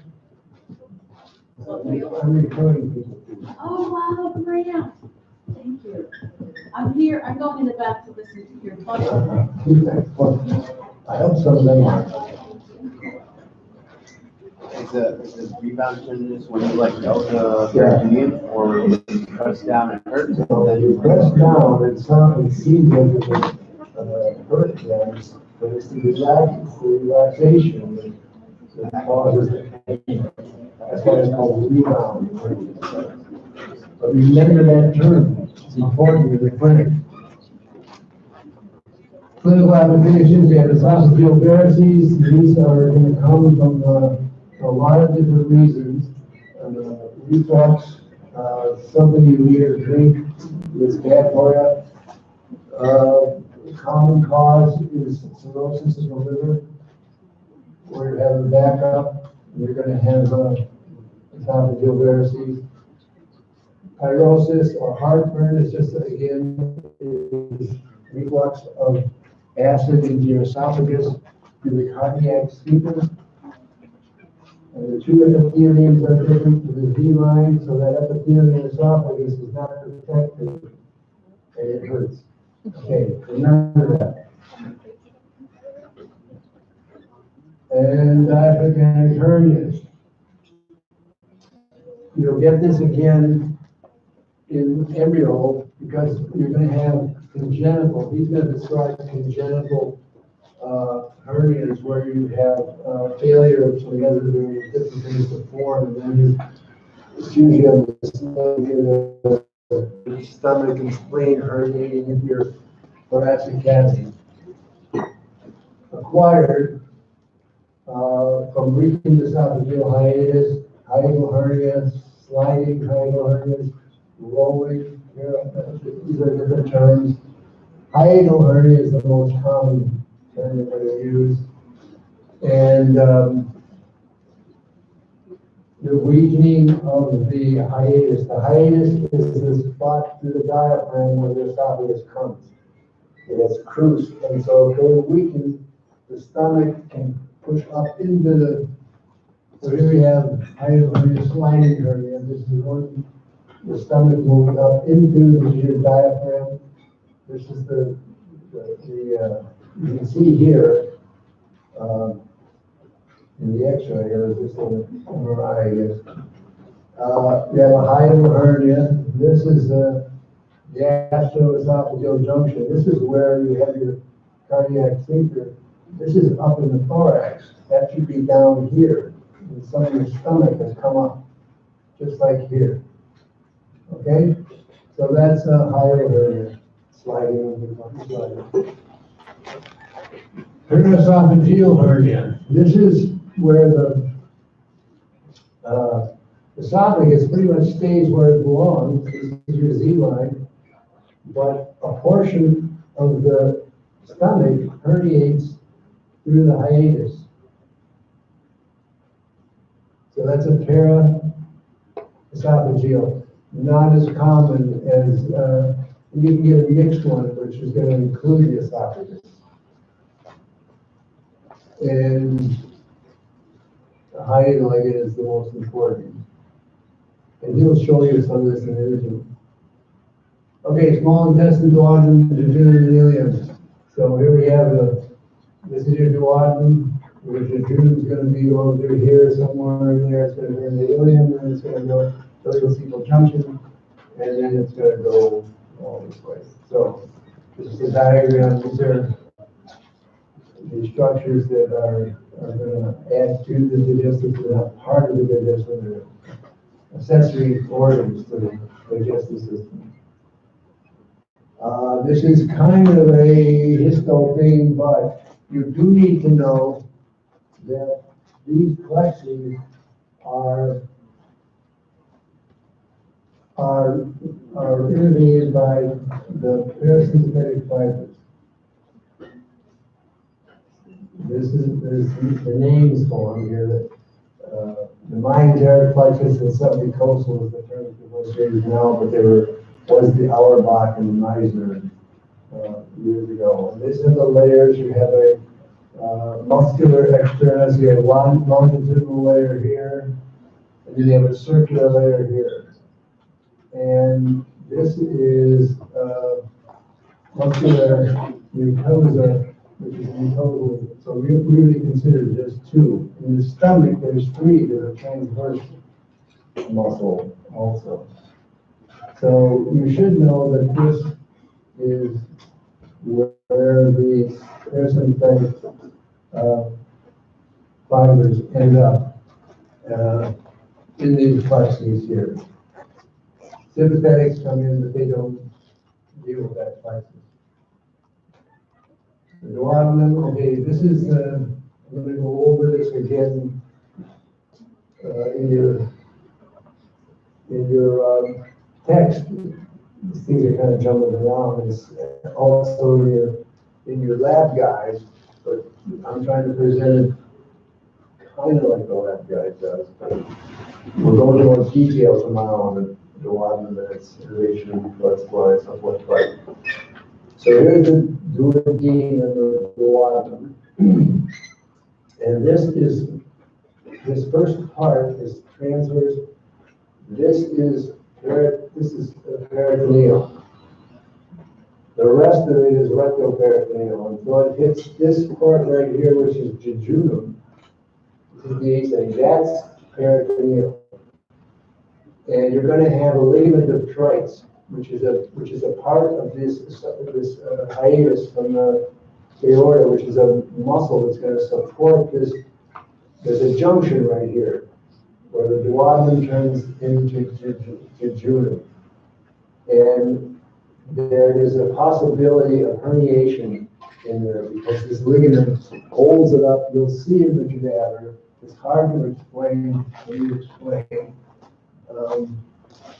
But it's a piece of muscle that holds this up so that you have this form of this ascending. So the parts of the duodenum are the first part, which is the superior part, right here.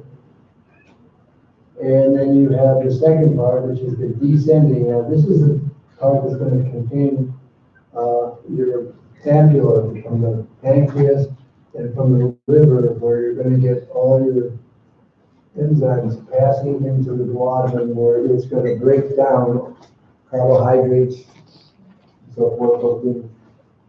And then you're gonna have this third part, this inferior, which is breaking things down also, and then you're gonna get a ascending portion. Now, the relationship of the superior mesenteric artery and the aorta is gonna be important later. We'll talk about that. How this lies over the duodenum itself, and this can cause problems. And between that and the aorta itself. And there's a vein that we'll deal with later too. But know these four parts of the duodenum. This is just showing L1, L2, L3 levels of where you're going to see the pancreas, where you're going to see the start of the superior mesenteric and so forth. So this is the ligament joint, so put a highlight on it here. It's going to be in here. I have a better picture, I think, in the next lecture. It's a cruce. This is the esophagus. This is the cruce, we call it. This is the muscle surrounding and coming back together to allow the esophagus to come through. And this is the aortic cruce, and it's going to have a muscle coming down, part of it that's going to surround this and suspend this so that the duodenum stays up and the jejunum heads down to part of the perineal cavity. So, blood supply. The blood supply to the small intestine is going to be the superior mesenteric artery. The celiac trunk is up here. That's done the foregut. Now we're going to start doing the midgut. So we got the superior mesenteric artery.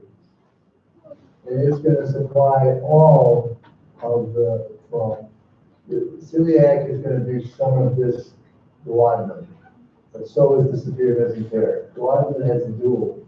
The rest of the intestine here, small intestine, and the cecum, and the ascending colon, and the transverse colon, which are not in there yet, are all going to be supplied by the superior mesenteric artery. And they're going to have branches that you're going to have to recognize. The ileocolon branch is going to go right here, the left colon, and then these are the mesenteric branches to the small colon. So the small intestine just has tons of blood supply. The lymphatic drainage, basically, and most of this is the syndactyly. That's where everything's going to come from, the lower limb, the abdomen. It's all going to end up in that. It's a pretty good sized structure. It's kind of mushy. And what comes off of it that we already were tested on and saw and dug out and know. Thoracic duct, wunderbar. Right? Okay. And the thoracic duct's going up there.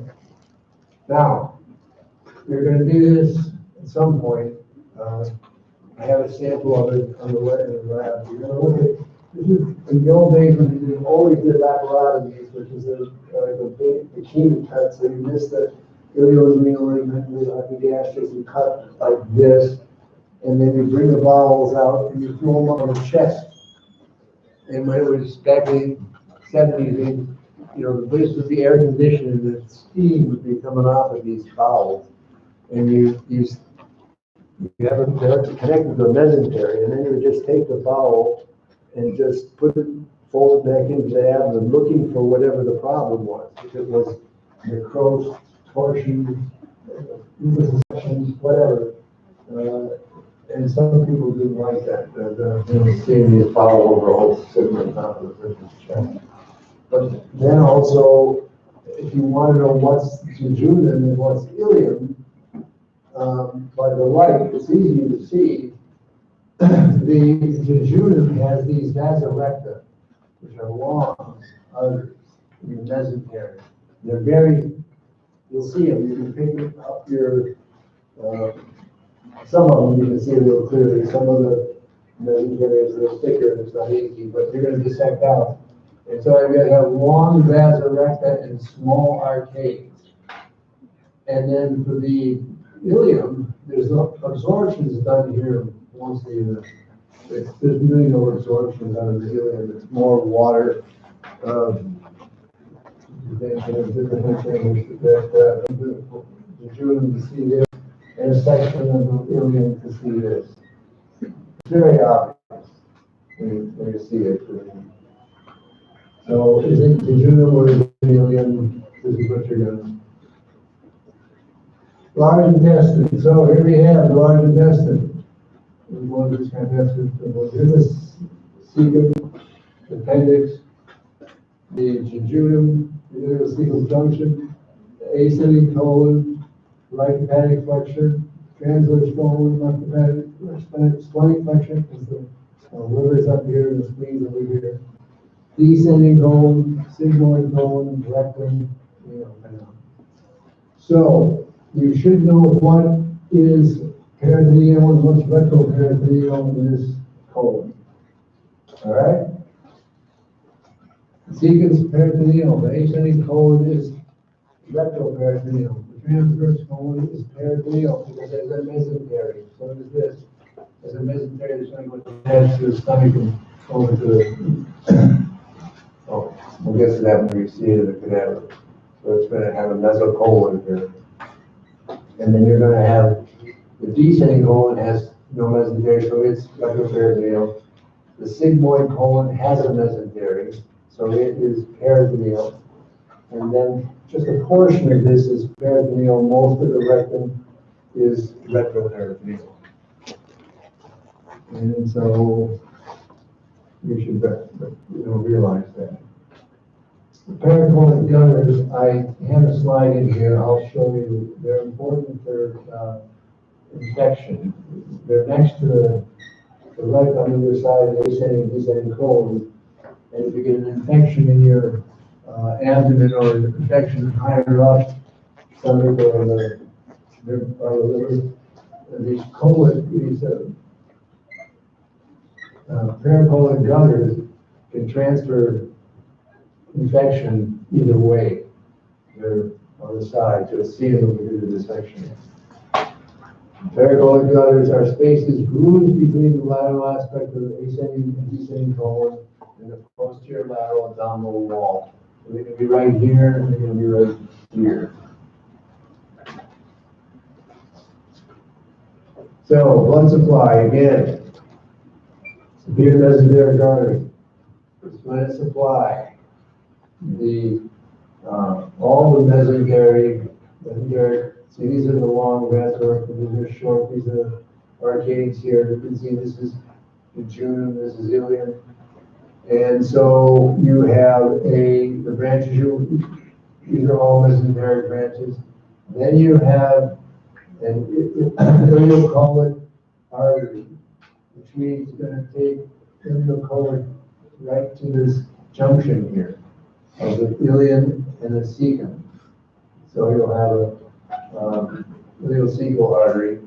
Then you're going to have a right colic artery. I highlighted this, I should highlight that too. This is part of the colon. So you have a right colic artery. Oftentimes it comes off of this ileocolon. This is marginal. Runs all along the colon. And so this would be the middle colon here. Which is going to give up a branch. It's going to go over here and anastomose with a branch from the inferior mesenteric artery. So, dig all this out and see if this is variable. Sometimes we get exactly where it's supposed to be, and sometimes we don't. This is the inferior mesenteric artery.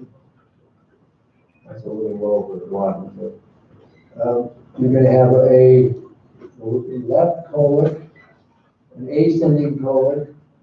You're going to have sigmoid branches, the sigmoid colon in the mesentery, and then you're going to have the superior rectal. And you'll see all these and identify these. Now, the marginal artery, which I've highlighted here, this is really, we call this in surgery, basically, this is all marginal, running along the bone. But anatomically and specifically, the marginal artery is this, or this part of the middle colon attached is anastomosis with the ascending branch of the left colon. And the importance of this, again, is colloidal circulation. We get problems with the inferior mesenteric, atherosclerosis, damage, whatever. This middle colon will come over and supply this part of the bone. If you have damage to the middle colon, this part, this inferior mesenteric will send blood over to supply this area here. So that marginal specifically that we're going to talk about is on the hepatic, it's on the splenic flexure is right here. It's right where the two meet right here is the middle colon, marginal colon. Okay? I'm excited for this. I'm excited. Okay, innervation of the large intestine is going to be through, you have inferior mesenteric ganglion plexus, you have superior and colon and celiac. This is superior epigastric plexus. We'll talk about this when we get to pelvis. There's a epigastric nerve and a bunch of others. And so, what you've got here is the lumbar, basically the lumbar flankings are going to be innervating this inferior mesenteric ganglion. That's these things right here. And then you're going to have parasympathetics from the vagus coming down from the interganglionic plexus here. That's green. So whatever's green means they're both in there. And then this actually is also green. This is this is a kind of a mistake here because you have pelvis flanking nerves coming back up to the inferior mesenteric artery, and they're going to go out and innervate this part of the colon, the parasympathetic fibers. And I don't know why they didn't make that green too, but the major vessel fibers that are coming through this superior mesenteric plexus are sympathetic. It's a much smaller proportion of fibers that are coming back up from the pelvic flanking to go up here.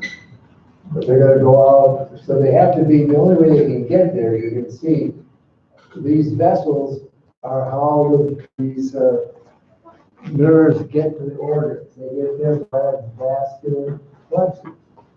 So the only vascular plexus that supplies this whole area, this left lower quadrant, is your inferior mesenteric artery. So the pelvis flankings come off down here in the pelvis. They go to what's called the inferior mesenteric plexus, which goes back up to the epigastric nerve, to the superior epigastric plexus, and goes up here to the inferior mesenteric plexus and goes out along these.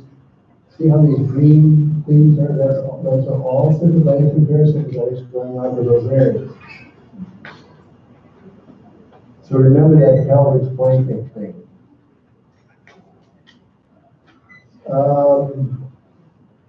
So paravascular plexus, remember that's how things get to where they want. And then the lymphatics, the large intestines. I'm not too. I put this in here just so you can see it. In case you want to know what. Okay, this is very important. You've got to know this. Hepatic coronal venous system. So you have a pad. You have a vena cava, and you have a portal system. The vena cava is draining most of the muscle, the structures, the limbs and so forth. The portal vein is draining the digestive system. Now, they do anastomose in specific areas. There's 4 of them. One of them we don't deal with because it's the colon here, the lumbars, and you won't ever recognize it as a problem because they're so deep. And by the time you do the problem, you begin. So we have anastomosis with the left gastric, that's the portal vein, left gastric, which anastomosis with the esophagus, esophageal vein, which anastomosis with the azygous vein, which goes into the superior vena cava into the right ventricle. You have the superior rectal vein, which is coming up in the inferior mesoteric vein, and it's going to anastomose with the middle and inferior rectal veins. And then you have this is portal and marked, portal and cable. And so this is portal here, the paraumbilical vein, which is basically a ligament, but it can turn in, I mean, it's not a ligament totally. It has a lumen and can pass venous blood through, which it does in a small way. And it's anastomosed with the epigastric veins, which are cable veins. These are portal, these are cable. So the point of here is that when you have a damage to the liver, whether it's hepatitis C or A, whatever, or there's other damage to the liver, but normally, most cases, it's going to be the cirrhosis of the liver. The liver dies, basically it becomes we have a couple of traumatic livers, when they're really bad, at first the liver gets fatty and they kind of nasty, and then the cells start to die, and it gets lumpy and smaller and hard, and blood cannot pass. And basically, this is the inferior vena cava here.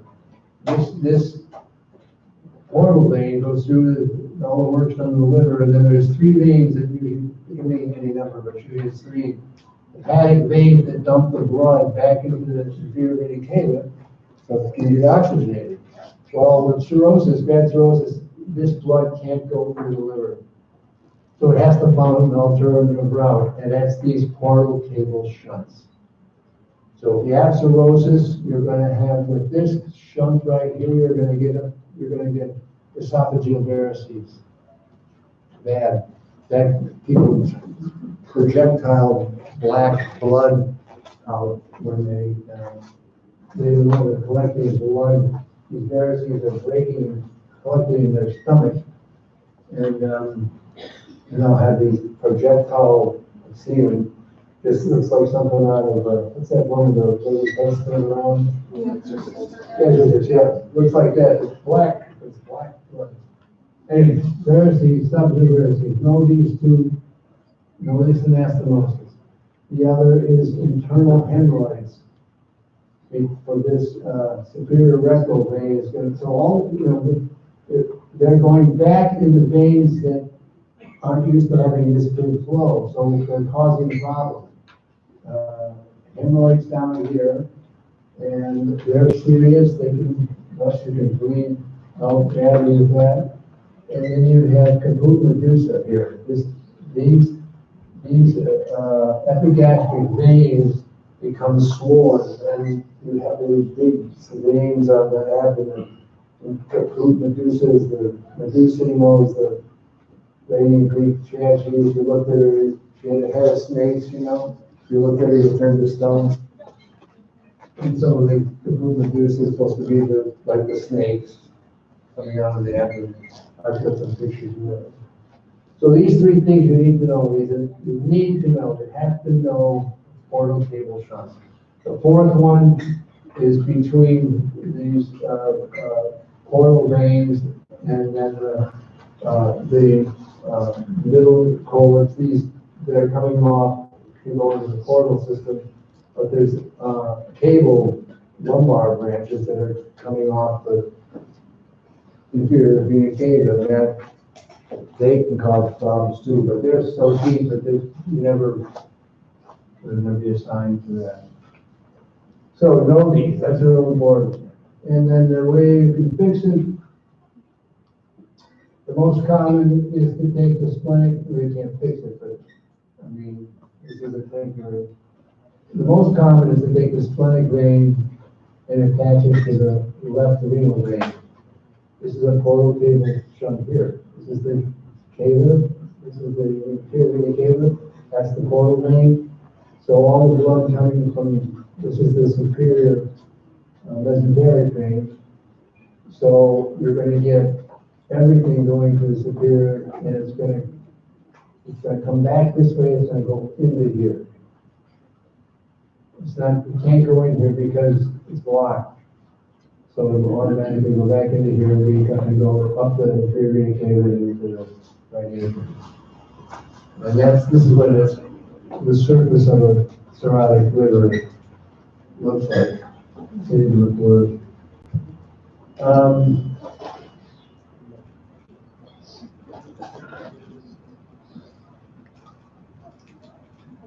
How many slides are there? 10?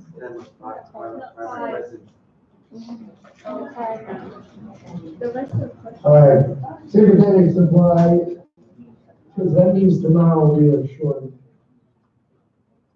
lecture, or a short lecture. We had a short lecture yesterday. So.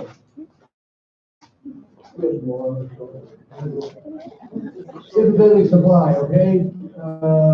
Foregut, midgut, hindgut, who have via greater splanchnic through is talking about where it's coming from. The midgut is going to be the lesser splanchnic, 10 and 11, and the least 12, and the hindgut is going to be the lumbar splanchnic. So that's where the fibers are coming from. The sacral splanchnics are going to be the pelvis, are going to be in the pelvis. So the parasympathetic supply is the vagus nerve for the upper left and right quarter, and the lower right quarter, and the left lower quarter is going to be the pelvic splanchnic. That's parasympathetic. These are vagus here. Are we getting that? And this diagram is just showing, this is the test diagram, this explanation is coming. I'm not, generally, we talk about this so much, T5 to T9, 10, 11, 12, I mean, I really just asked you about the lesser least and, the ganglia that they go to. I don't really ask about the spinal segment that they come from. Parasympathetic supply, so vagus nerve, foregut, midgut, the lumbar spine flexure, and then it's the pelvic splanchnic after that. And you can see that here in the synthetics, parasympathetic. You've got, remember, this is craniosacral, so yeah, these are pelvic splanchnics, and this is the vagus nerve. And, or they're going to have other, that's later. And then you're going to have thoracolumbar, T1 to L2 is where all the cell bodies for the sympathetic are in the lateral horn. And then generally, innervation digestive system. This is just explaining exactly if you've got this is going to be your vagus nerve. I'm not talking about this, the no-dose nucleus. I mentioned that, but you have to know that. The vagus nerve has it's going to send down these long presynaptic fibers to the gut or to any of the organs in the abdomen or anywhere else, and it's going to synapse on a little short post. They're very small. The post synaptic fibers are very short, and then the sympathetics are going to come out of the lateral horn, G1 to L2. And they're gonna come out, go to the ganglion, and not synapse, go through a splanchnic nerve. Because all your abdomen is innervated by splanchnic nerves. So it's greater, lesser weak, thoracic splanchnic, lumbar splanchnic, that's what's innervating your, or the sympathetic fibers. And the sympathetic fibers, remember, you don't have a little lot of as many as you got some sympathetics. The sympathetics don't deal with the digestive system much. They deal with fight and flight, you know, all that stuff. Parasympathetics, or really run this digestive system. So you have long and you have short, or you have, these are kind of long actually, but they are going to synapse. These don't synapse into the organ. These are going to synapse within those ganglions. Celiac ganglions, pyramidal ganglions, synaptic, and then they're going to go to the organ. And these, how do these all get to the organ? Oh, what are these fibers on? The vascular plexus on the arteries going to the organs that are going to be wrong. And then you have a sensory, what's this here? What's this in? What ganglion? Dorsal root ganglion. That's a unipolar or pseudo-unipolar cell. Okay. Iteration of the intestine sympathetics, we've been over this, post-ganglionic neurons, and the celiac, superior, cerebral. I call these pre-aortic, you can put pre-aortic sometimes. Pre-aortic is more correct because they're on the aorta, not on the vertebra. Parasympathetic fibers, posterior and anterior vagal trunks, they supply the 3/4 of the abdomen, and then pelvic splanchnics to the rest on the left quadrant. Now we have celiac trunks, pyramidal artery, and pyramidal artery. The branches are plexuses in the intestinal wall surrounded by paravascular nerve plexus. So that's what I'm just saying. Once you leave these trunks, all these fibers are going to get onto blood vessels from those major trunks, and they're going to go to the organ via paravascular plexus. Nerve plexus.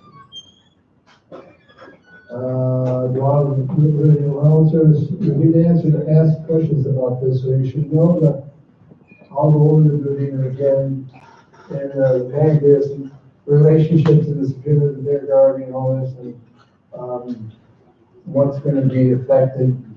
So you should know this.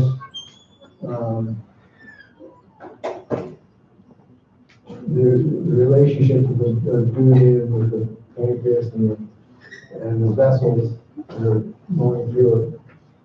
Periduodenal hernias.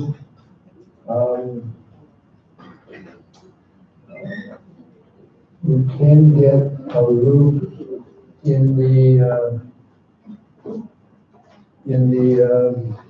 well, we're talking about it here.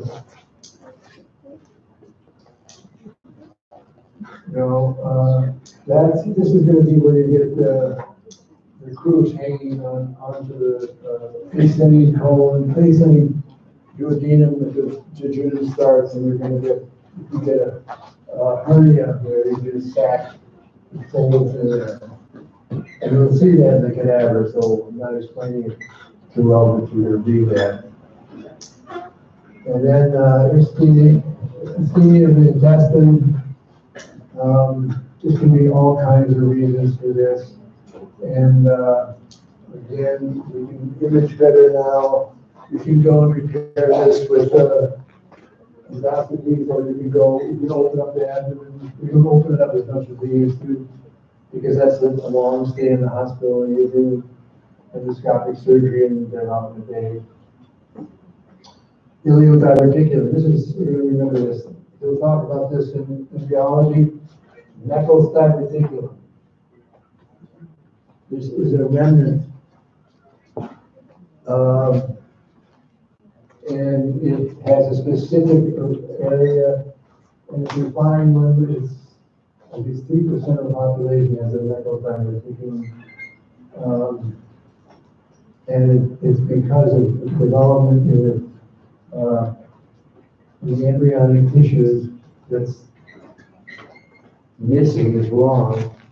And so most surgeons know that when I was going to a lot of surgeries, when they did throw these bowels over the chest, the residents always wanted to find a medical primary thinking. It's the first thing you think you find when it was like, you're one in the lottery. But he's gonna go work more completely about the tubes for the medical fabrication. He'll do that for the embryology. Okay, so we have to do this. Ready to get out of here?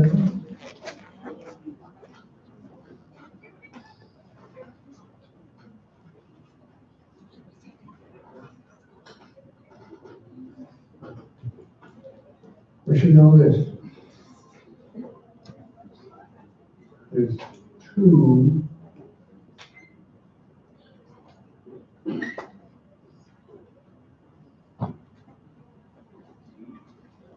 we're shaking heads, we don't know.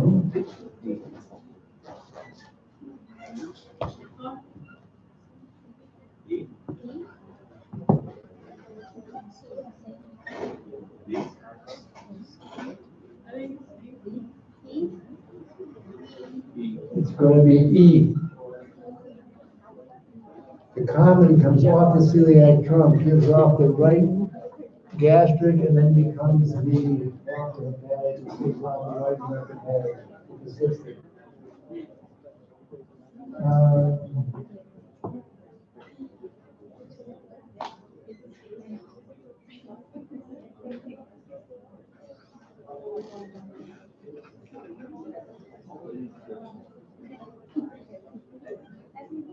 Okay, what's the answer to this?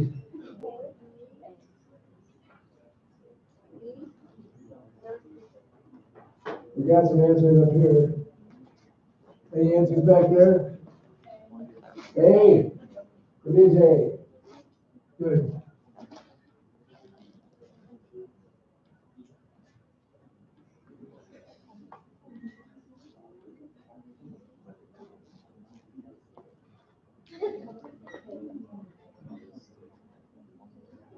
What's the answer here?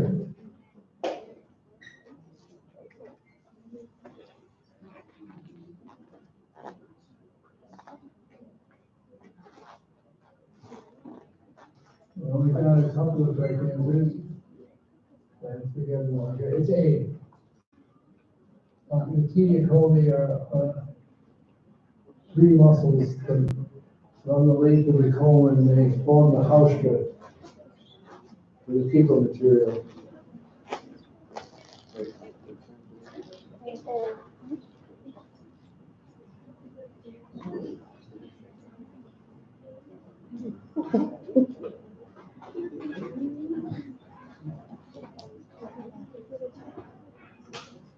Really easy though.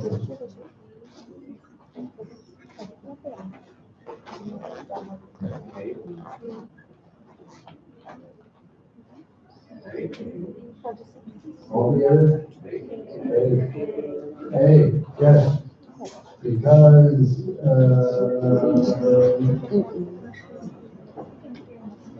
branch the inferior is there. It does supply lesion bone right to the sigmoid bone, restoring function. It doesn't supply the cecum. What supplies the cecum?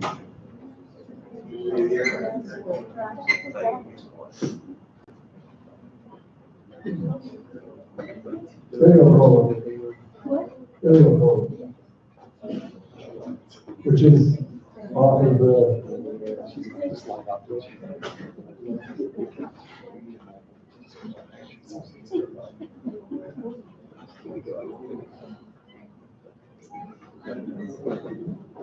oh, this is another question. What's the answer here?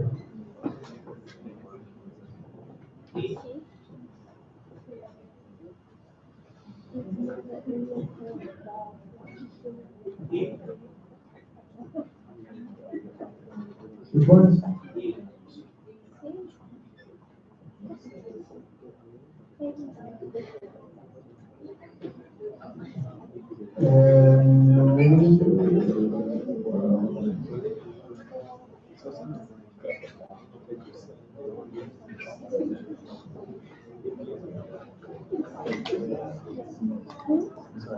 So study branches, so what do you got here?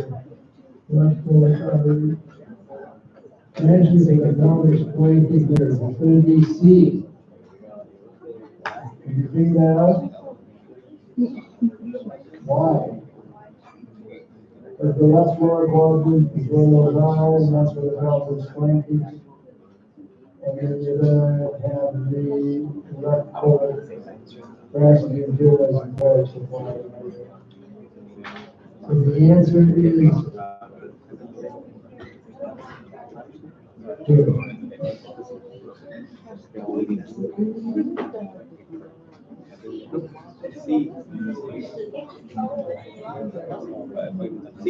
Oh, do we know this one? C.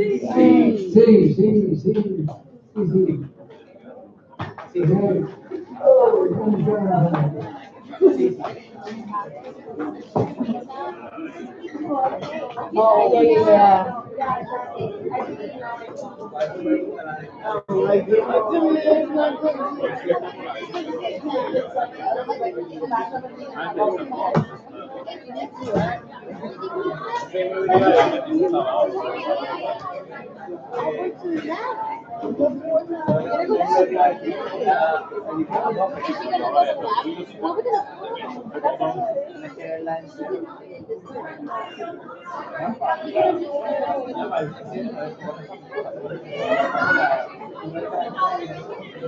You know she's gonna be funny.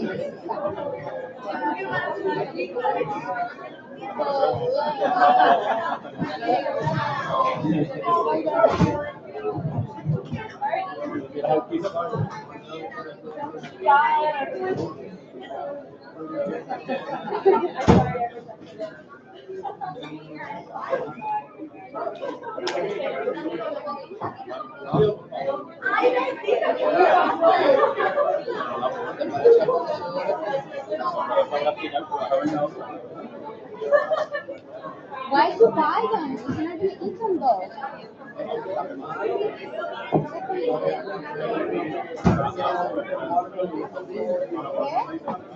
You trying to pop them over, you know they're bad? Like, I don't want them.